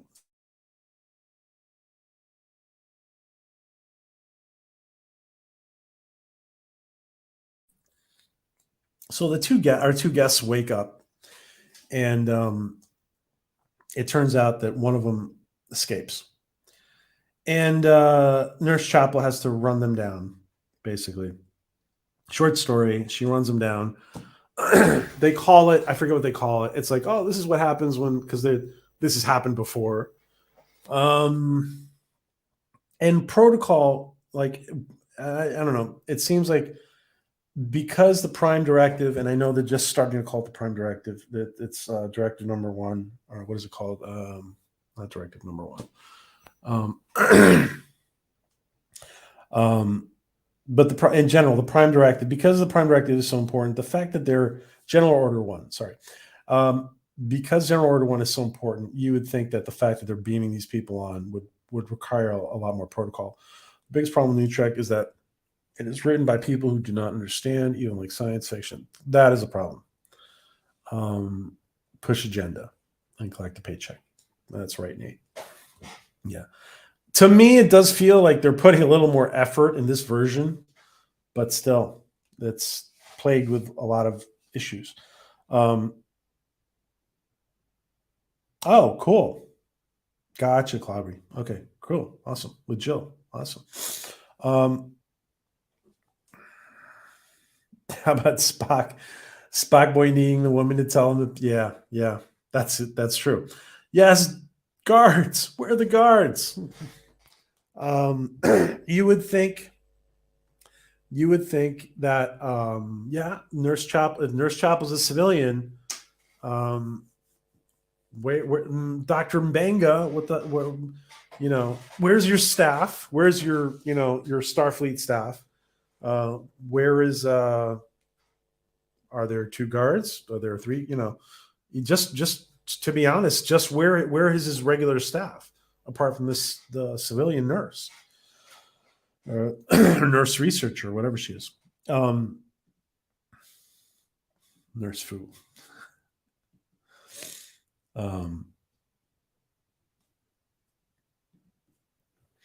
Yeah. So what happens next is, of course, that where are we? Well, they chase him down, and they chase him down, where she actually. I do want to say one thing. There's an emergency transport. There's an emergency transporter in the med bay, in the sick bay. I actually think that's a good idea. That is a good idea. That there always should have been one, to be honest, in my opinion. There always should have been a transporter pad in sick bay. Always. There always should have been one. That is a good idea. I do want to point stuff out that is good. I do want to say, I feel that Uhura's interaction, guys, I do feel that Uhura's interaction with the guy who escapes, run into a turbo lift and bumps into Uhura on the way to the bridge. And so Nurse Chapel goes to the emergency transporter and beams to the bridge and knocks this guy out with a hypo spray when he gets to the bridge. I do want to say, I do think the delivery of the actress. I do think I do feel she's doing a good job um, coming across as a her. I do. Let's see.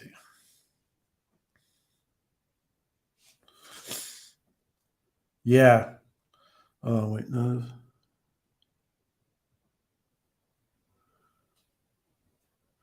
Yeah, there's a lot to break down in this one episode, Lorthoff. Yeah, there's a lot. Yeah, it seems like she's a civilian, Mark. Yeah. um,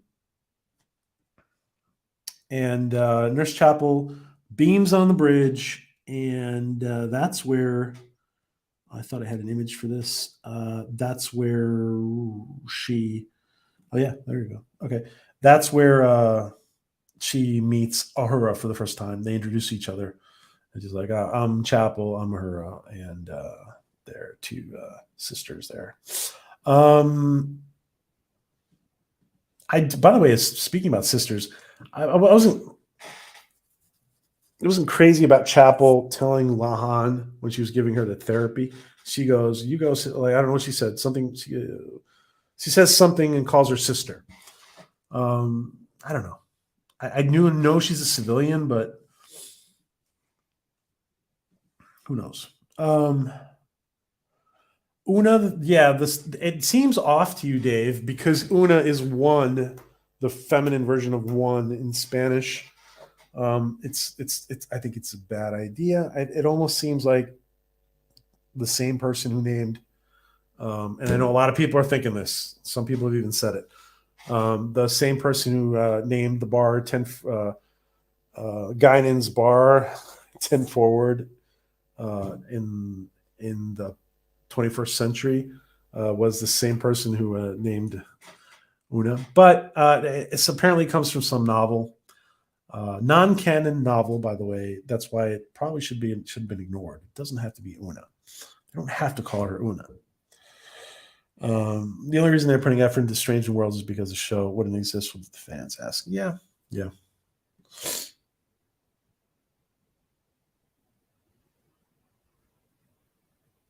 Why does it have to be a her that she bumps into? Yeah, Una number one. Yeah.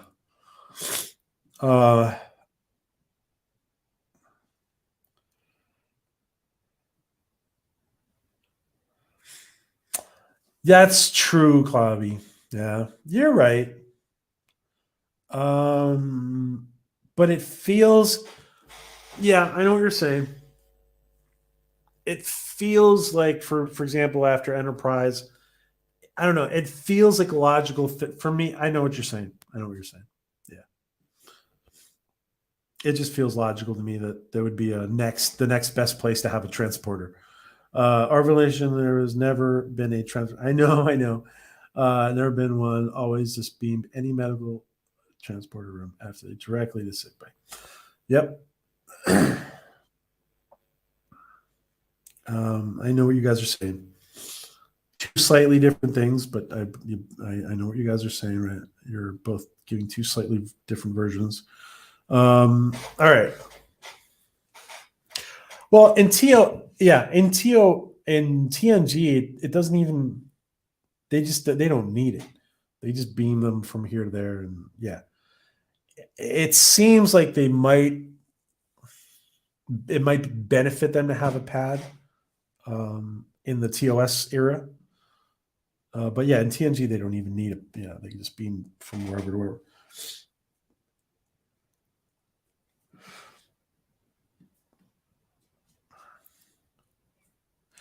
By the way, you guys are bringing up great points, and obviously, if you're gonna go ahead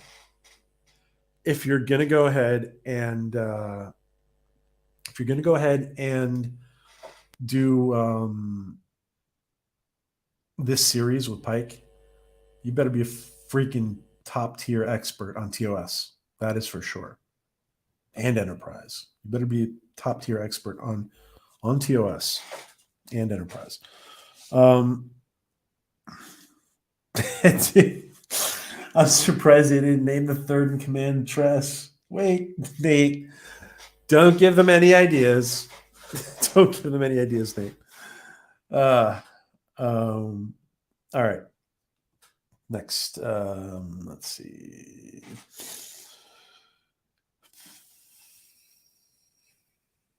All right, the explanation. They go and find Una. Let me put up a different image. Well, here they go find. Let me put this up. They go and find Una, right? And she's like in a jail cell. She's being detained, and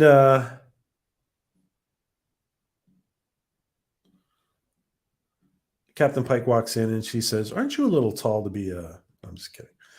Um, for all of those who don't know, that was a Star Wars New Hope reference.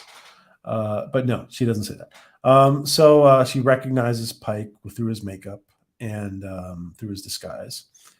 And there are, again, her and the two astrophysicists, just those three human beings on that big ship, which is possible.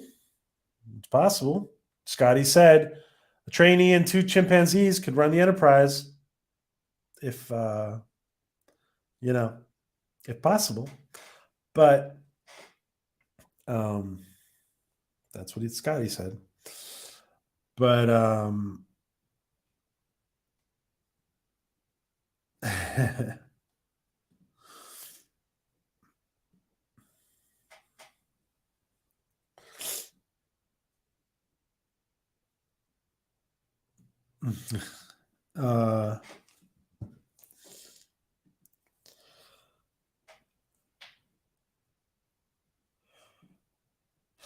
yeah. Okay. So what they're doing is yeah, it's basically a serum. It's technically what's considered in ophthalmology, excuse me, as like a lotion type thing, a salve, what they said. But it's basically a serum that is being yeah. I jumped in. I slightly jumped over that. I'm sorry, Mark. I did jump over that. Yeah, they beam. Let me put that up. How did I jump over that? Oh, here we go. I missed it. Okay. That's what I missed. Thank you, Mark, for keeping me honest. The whole thing of apart from hunting down the alien who's running loose on the ship, they needed to get a sample so they could fake his ID and coordinate it with Spock's gene therapy. And like Mark says, they beam the serum into his onto his I guess onto his cornea. I don't know. Um, and so he finally gets through. This is why this makes no sense. They just if things are not working with Spock, then just use prosthetics and don't use this gene therapy. That's just gonna fail on you, like during the mission. That's another thing. It doesn't make sense. Um, I'm really trying to do this as objectively as possible. I really am. It's not easy. Yeah, yeah. Sorry, guys. I skipped this part. So they finally get through. It looks like the guard warns Spock that he's not going to get through, and finally he gets greenlit with his retina scan. Well, I think it's a retina scan. It's his eye scan. So excuse me, and excuse me, forgive me for the allergies, guys. I have a lot of allergies. And now they do go and find number one. And the two astrophysicists, where are they? and they released them. This by the way is when number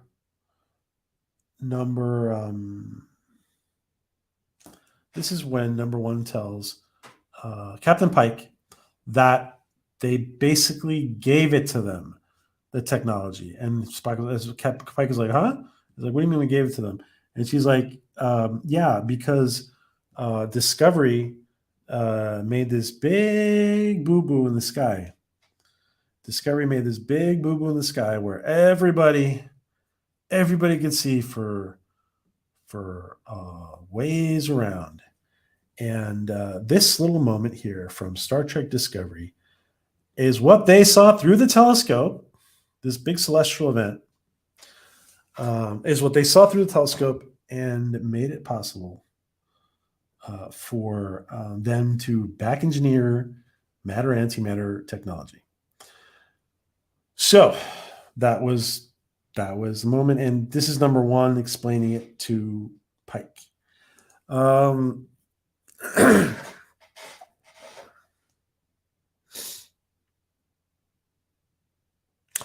That's true. Thank you, Robert. Yep.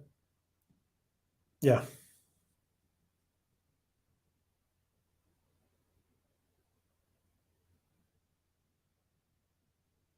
Yeah. Yes, Clobby. A trainee and two chimpanzees. It's like Crispin the Raiders. This is neat. I'm not beaming the Chairman Spock. Funniest thing I've seen all year. I had to pause and yeah. And forgive me, they'd not beam it onto his cornea. I would assume they beamed it into his eyeball. I think that would make the most sense. I give this a lot of thought, by the way, guys. And let me just say this. It does seem like a stretch. At the same time, considering that beaming technology has to have, let's be honest here, if beaming technology has to have that level of precision, could you think it might be possible for them to do? Maybe it would be possible for them to do, only because of the precision involved in the whole beaming process. But who knows? I know. 2 astrophysicists, 0 engineers, and husband security, etc. I just figured it out, everyone. This isn't for us. We need to go back watching our VHS tapes. Yeah, basically. Yeah, that basically. Might not be for you guys. Might not be for any of us. Anyway, I continue. These are the two. These are the two. Let's see. Oops! Did I just do that? Did I just get rid of the image I put up? Hold on. Here we go. All right. So they get out. They have a little. Oh, I got a Spock's yelling. Anyway, these are the two. I got to show Spock's yelling. These are the 2 astrophysicists. The guy is hurt, and the woman. They're both in blue. The science. They're blue. They're both science officers. They're both science officers, and those 3 people were the people on the Archer. Alrighty. Spock, of course, has an incident where he. Did I lose it? Here we go. Let's see. Am I somehow missing the image of Spock yelling? Spock screaming? Did I miss that image? There we go. Here's Spock. So they break them free. You know, they do the prison break, right? And they're going to the elevator, and Spock says, "I can't. I'm feeling unbearable pain," or something like that. He says something like that, and then he squeals, and all of a sudden he's okay. It just passes, and all of a sudden he's okay, and he looks human. He looks completely human. But right here, Spock is yelling his head off.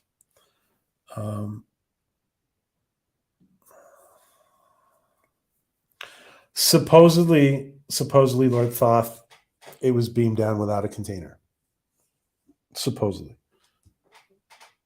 from my understanding, they just beamed it into his body, into his eyeball. I mean, I think they beamed it into his eyeball, into his vitreous humor. I mean, or on the surface of his cornea. What a completely idiotic explanation for getting kind of technology. Yeah, it's pretty bad. Nobody's created a miniature sun. That's a really good point, Robert. Yeah. Why don't we have a big, huge artificial? Why don't we have an artificial sun? That's a good one. But let's not forget, Scotty had time, and he was Scotty. Also, the Enterprise would navigate and maneuver, but overloaded when that was emergency rescue. Use my voice. Am I losing my voice? I might be losing my voice. Hold on a second.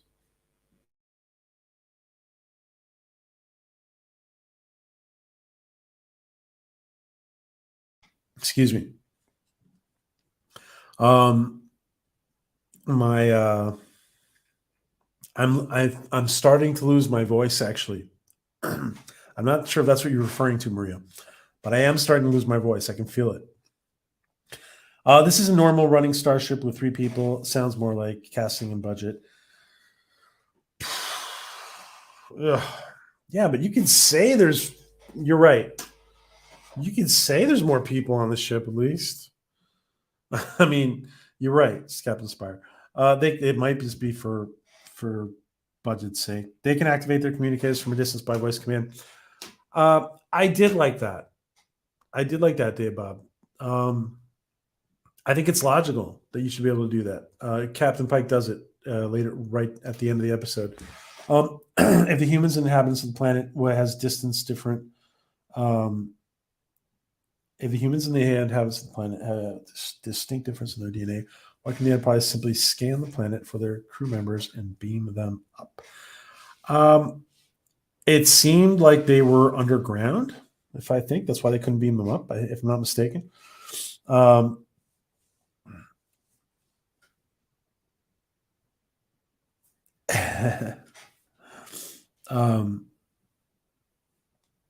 Yeah.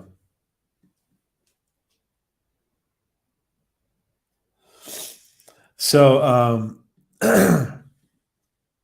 oh, you can tell I'm losing my voice. Okay. All right. So, I want to hear your guys' comments. It's the fun of doing it together, guys. It was shielded from their scans. Yeah, somehow it was. Yeah, that's right, Dave Bob. Yeah, even if you could, yeah, of course you could probably run the ship with 3 people if you wanted to, but you wouldn't, right? Yeah, you wouldn't. Exactly. All right. Next image. Pike says, "Listen, everybody, they're in the elevator," and Pike says, "All right, you know what? We screwed up. I really feel bad for Rebecca and Anson Mount having to." Just read these lines because they're silly. They have to, we screwed up. We gave them this technology. They didn't give them anything. Nobody gave them technology. These people, they just whipped it out of the blue. Nobody gave them the technology. They just saw a celestial event, and all of a sudden they came up with antimatter, matter, containment and technology. Anyway, Pike says, excuse me. Pike says, "The rest of you get out of here. Spock and I, we're going to do this. We're going to do this. We've already interfered. We're going to interfere the least." And so they beam away, right? They beam away. And Pike decides that, basically the doors open up and he says, "Take me to your leader." Literally says, "Take me to your leader." And so the doors open up the elevator, and their security squad, their security teams are there, and that's when Pike says, "Take me to your leader."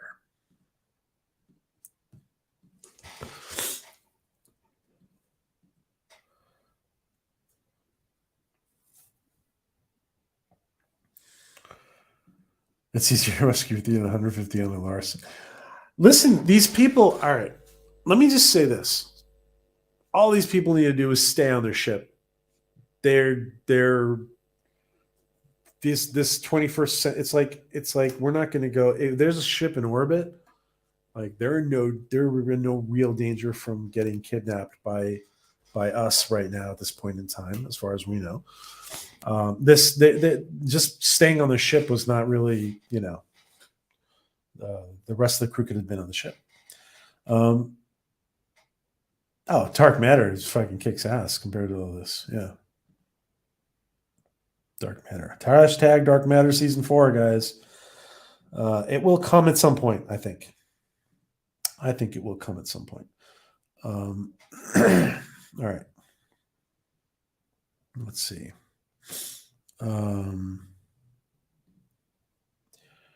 Alrighty.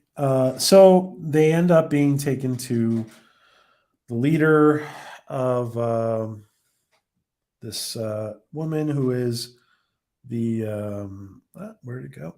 Where is she? Alien leader.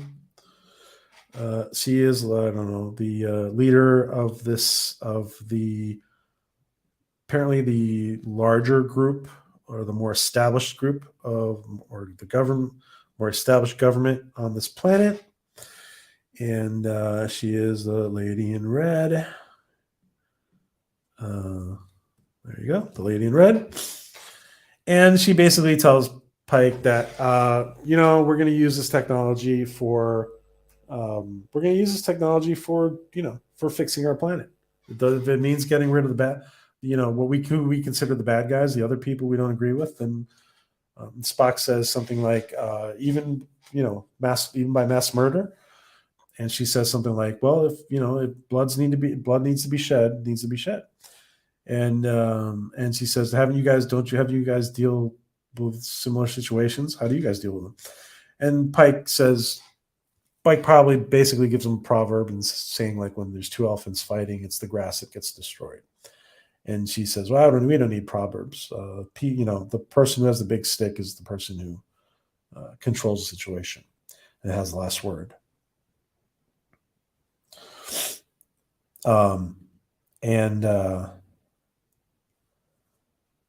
so these people, they basically ignore, Dark Matter, hashtag Dark Matter season 4, guys.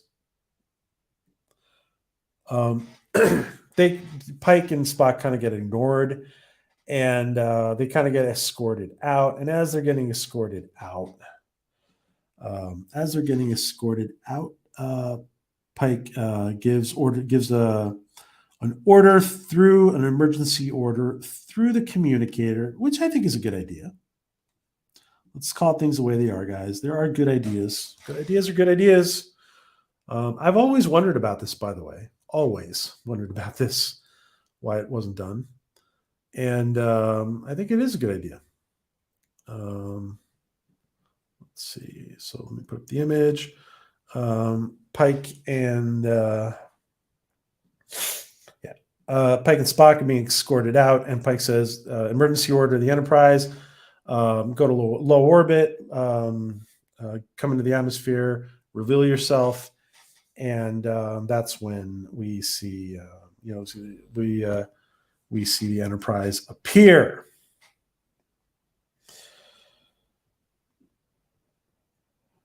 That's interesting. Lord Thoth. The only reason you send a ship with 3 people is to compartmentalize the situation. The 3 are expendable. You know what? There is kind of a feeling that's a very logical way of thinking, and it almost does feel peculiar in that way. when we did the majority rules episode, guys, for the Orville, and we saw they were like anthropologists. They were the anthropologists who were left on the majority rules on Fargus 3, I think it was called Fargus 4. Um, they were anthropologists, and of course they were studying. They were not contacting. They were studying them. But it does seem like you would choose other people than. It makes absolutely no freaking sense to me at all that they're astrophysicists. I'm sorry. It makes no sense that they're astrophysicists. I have, yeah, number one can be there because she's a commander. Astrophysicists, they shouldn't be there. Why the hell are they there? They should not be there. Oh, cool. Captain Fandom Nerd. There you go. Congrats on the name change, Captain. Awesome, Cap. That's great. Awesome. Thanks, Lord Thought. And let's see. By the way, guys, 25 Days of the Orville. So we're winding down here with this very exhaustive run through of the episode. We of course see we see the Enterprise pop up, and because the Enterprise pops up here, the society comes to a realization, of course, that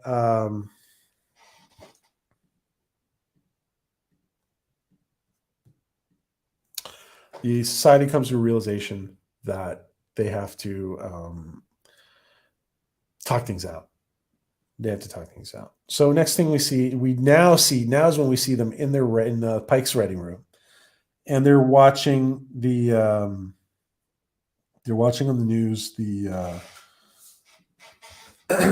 discussion between both parties, both governments,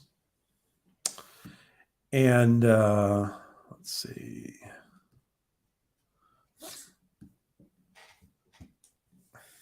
And there's some talk here with Lon, the first officer, about the security officer, about how she kind of survived. She's kind of like saying that something about her dad, saying something about how she survived because she thought she could die. Because she thought she could die, she fought to live, and sometimes just thinking that you're never going to die is what actually gets you killed. Something like that, something along those lines.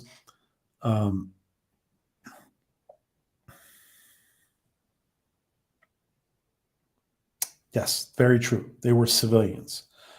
Yeah, they were civilians. Exactly, Nate. Yeah. People keep saying it was January 6th footage. Was it really January 6th footage? I'm not sure. People keep saying that. I did not pay enough attention to that, if it actually was or not. Is it obvious that they have no military, scientific, law enforcement, or? Well, no. Listen, it's obvious that they have nobody with military experience on their writing staff. Yeah, for sure. And it was this Hargrave. Okay.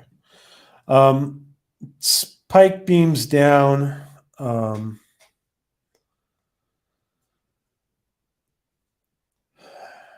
Okay. Gotcha.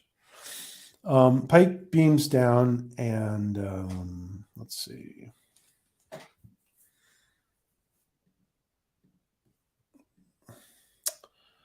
Yeah, Pike beams down. He gives a speech. Where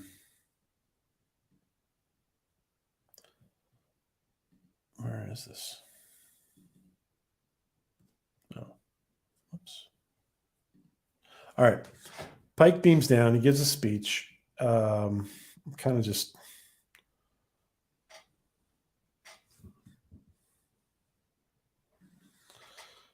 All right.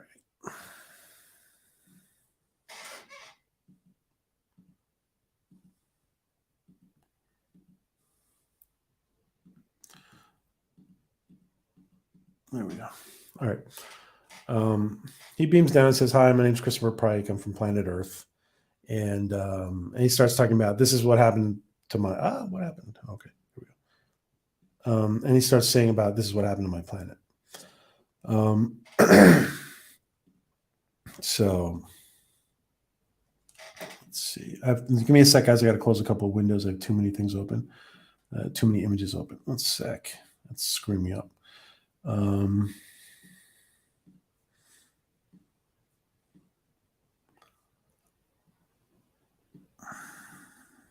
sec.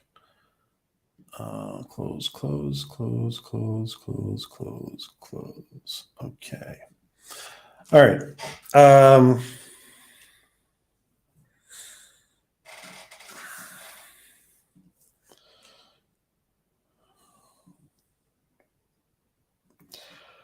Pike reminds me of Zap Brannigan on Futurama, how he does this speech.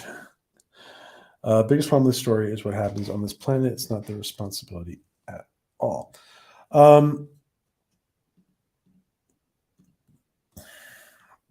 Okay. So basically, to wrap up, he does his speech. And listen, I do really want to point this, and I don't want to focus necessarily. I have a very unique point on this part of the. I have a very unique point on this part of the episode for one reason, and I even put a tweet out about it today. The one thing I really like about the Orville, unlike Trek, is that humanity doesn't have to go through World War III and on the brink of humanity's annihilation in order to get to a better future. I do think that's one of the great things about the Orville is that one of the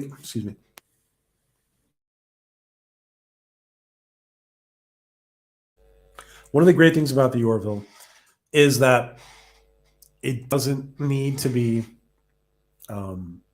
the future of the human race doesn't need to go through this really bad, negative, crazy period, the one like Christopher Pike is talking about. In the Orville, it doesn't seem to be that way. I'm sure there were moments of difficulty and stuff, but it doesn't seem to be that negative. It's a lot more positive outlook, and it's one of the things I really, really like about the Orville. Let's see.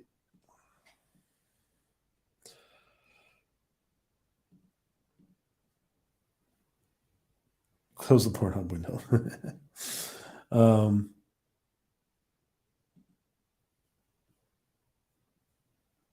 Yeah, I'm losing my voice. Yeah, well, we're almost done.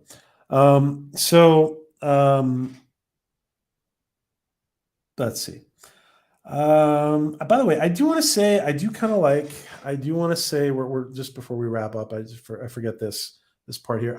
I do say that compared to like Kurtzman, the JJ movies. I'm sorry. I do feel, I don't know. It's okay.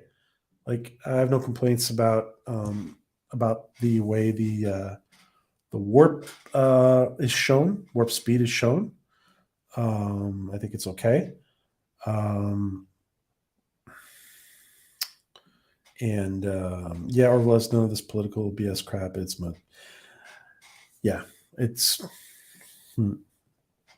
so. And let me just get to the end. The end basically is they go back to, they are at space dock, right? They're at a space station. He is having a discussion with Lon. Pike is having a discussion with Lon. She's kind of telling him why she didn't want to say that she knew Una, and Una had kind of saved her when she had been put out into space, and when all her family had been killed. Una found her. She was on the King Jr. I guess it's the Martin Luther King Jr. I assume. And here we see this is kind of a visually nice scene. Again, special effects and the art department is not part of the problem for this show. By the way, Kit Stolen was working on the art department from the Orville. So I'm not sure exactly what is attributed to his work, but yes, the Gorn. Thank you, Mark. It's the Gorn that killed her family. Thank you for that.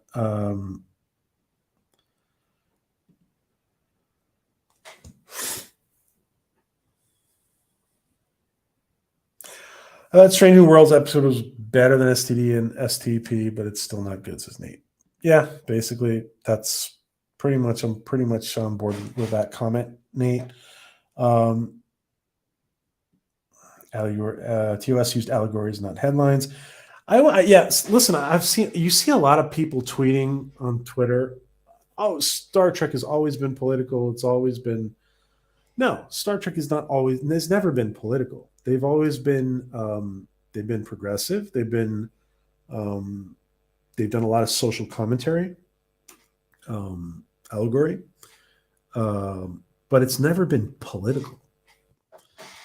Exactly. Anyway, whatever, to me, honestly, any images that they may have used in this episode is the least of should be the least of our concerns. This story needs to work. Is one related to cons? I think she is part of. Is Lon related to Khan? It seems like she's going to be part of maybe a descendant of his children, maybe one of the younger ones, perhaps. Or yeah, she's a descendant. Yeah. Yeah, morality, not politics. Thank you, Hargrave. So they're having that discussion. And how does this end? I forget. What's the very, very last scene? The very, very last scene is let's go explore space. Says, yeah, the very last scene is Pike. So, I cannot forget about Kirk. So they give us a little scare here about Kirk, and it's going to turn out to be Kirk's brother, which, by the way, at the end of this episode, they give a preview of the next episode. And you see porn stash Kirk here. That's what he looks like.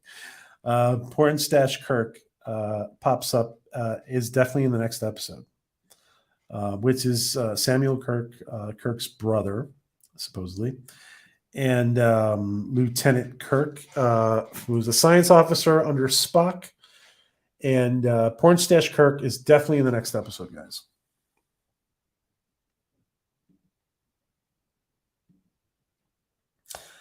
Kirk's brother's not in Starfleet, says Nate.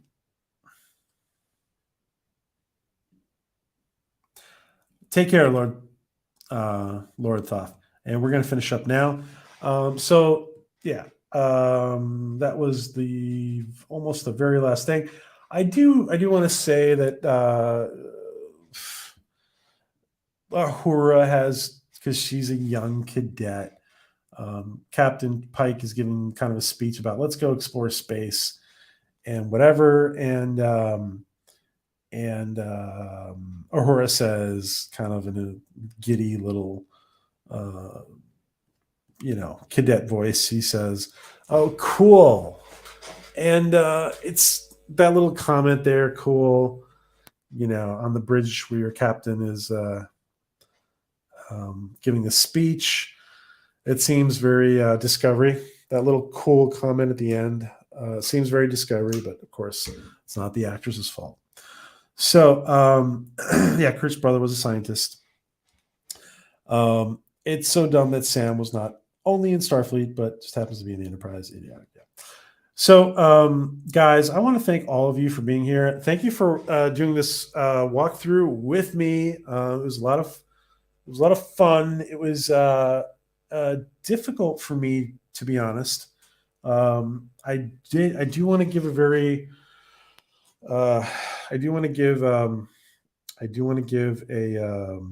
very objective view of this. I think this is the best swing that these producers could take at this best attempt that they could take. I think they got some things right. I think they others that they didn't. I think it's a lot better than Star Trek Picard. It's infinitely better than Discovery. I know it upsets many of you. I do think the reason I'm going to review this is because I think it's watchable for me. So because I think I can watch it, I can review it. I could not sit through Picard again. Picard for just been impossible. Discovery, and I can't even go there. I do again want to congratulate everybody. All the little people, the actors and the art and the department and the props and everybody who has really worked on this Strange New Worlds. There's a lot of people who worked on it. Congratulations to all of you. I wish the writing was better, but there's a lot of people who deserve to be credited with the job they did. The actors, of course, have no fault. I want to be objective with this, guys. So we will be back next week, and we will review episode 2. So I'm going to go check this out again before going to hang out. Probably going to go hang out on the Doomcock panel.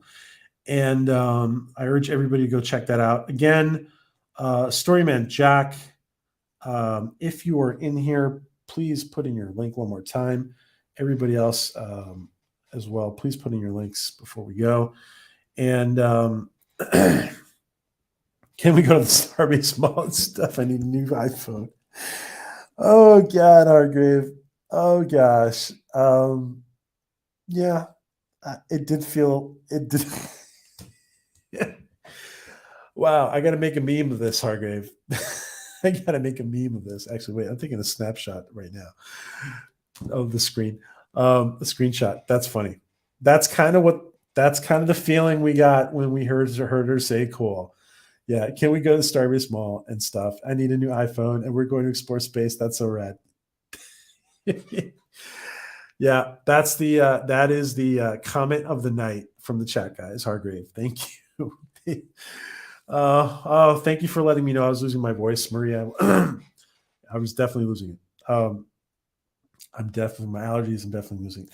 Thank you, Nate, for jumping in. Thank you for hanging out, my friend. It's good to see you guys. Thank you, everybody, for keeping us honest in the conversation.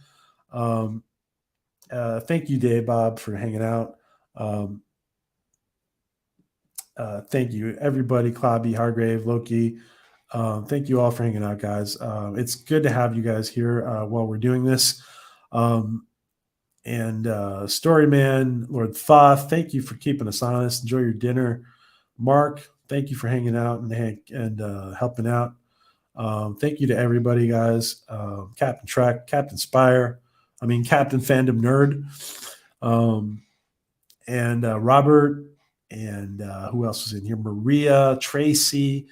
Thank you, Maria, for letting me know I'm losing my voice. Mr. Lindell, everybody who has been in here, guys, and War Dogheim, Galinda, thank you all, guys, and I will see some of you guys, I assume, in a little bit on Doomcock's channel. Thank you, guys. Have a great night, day, morning, wherever you are.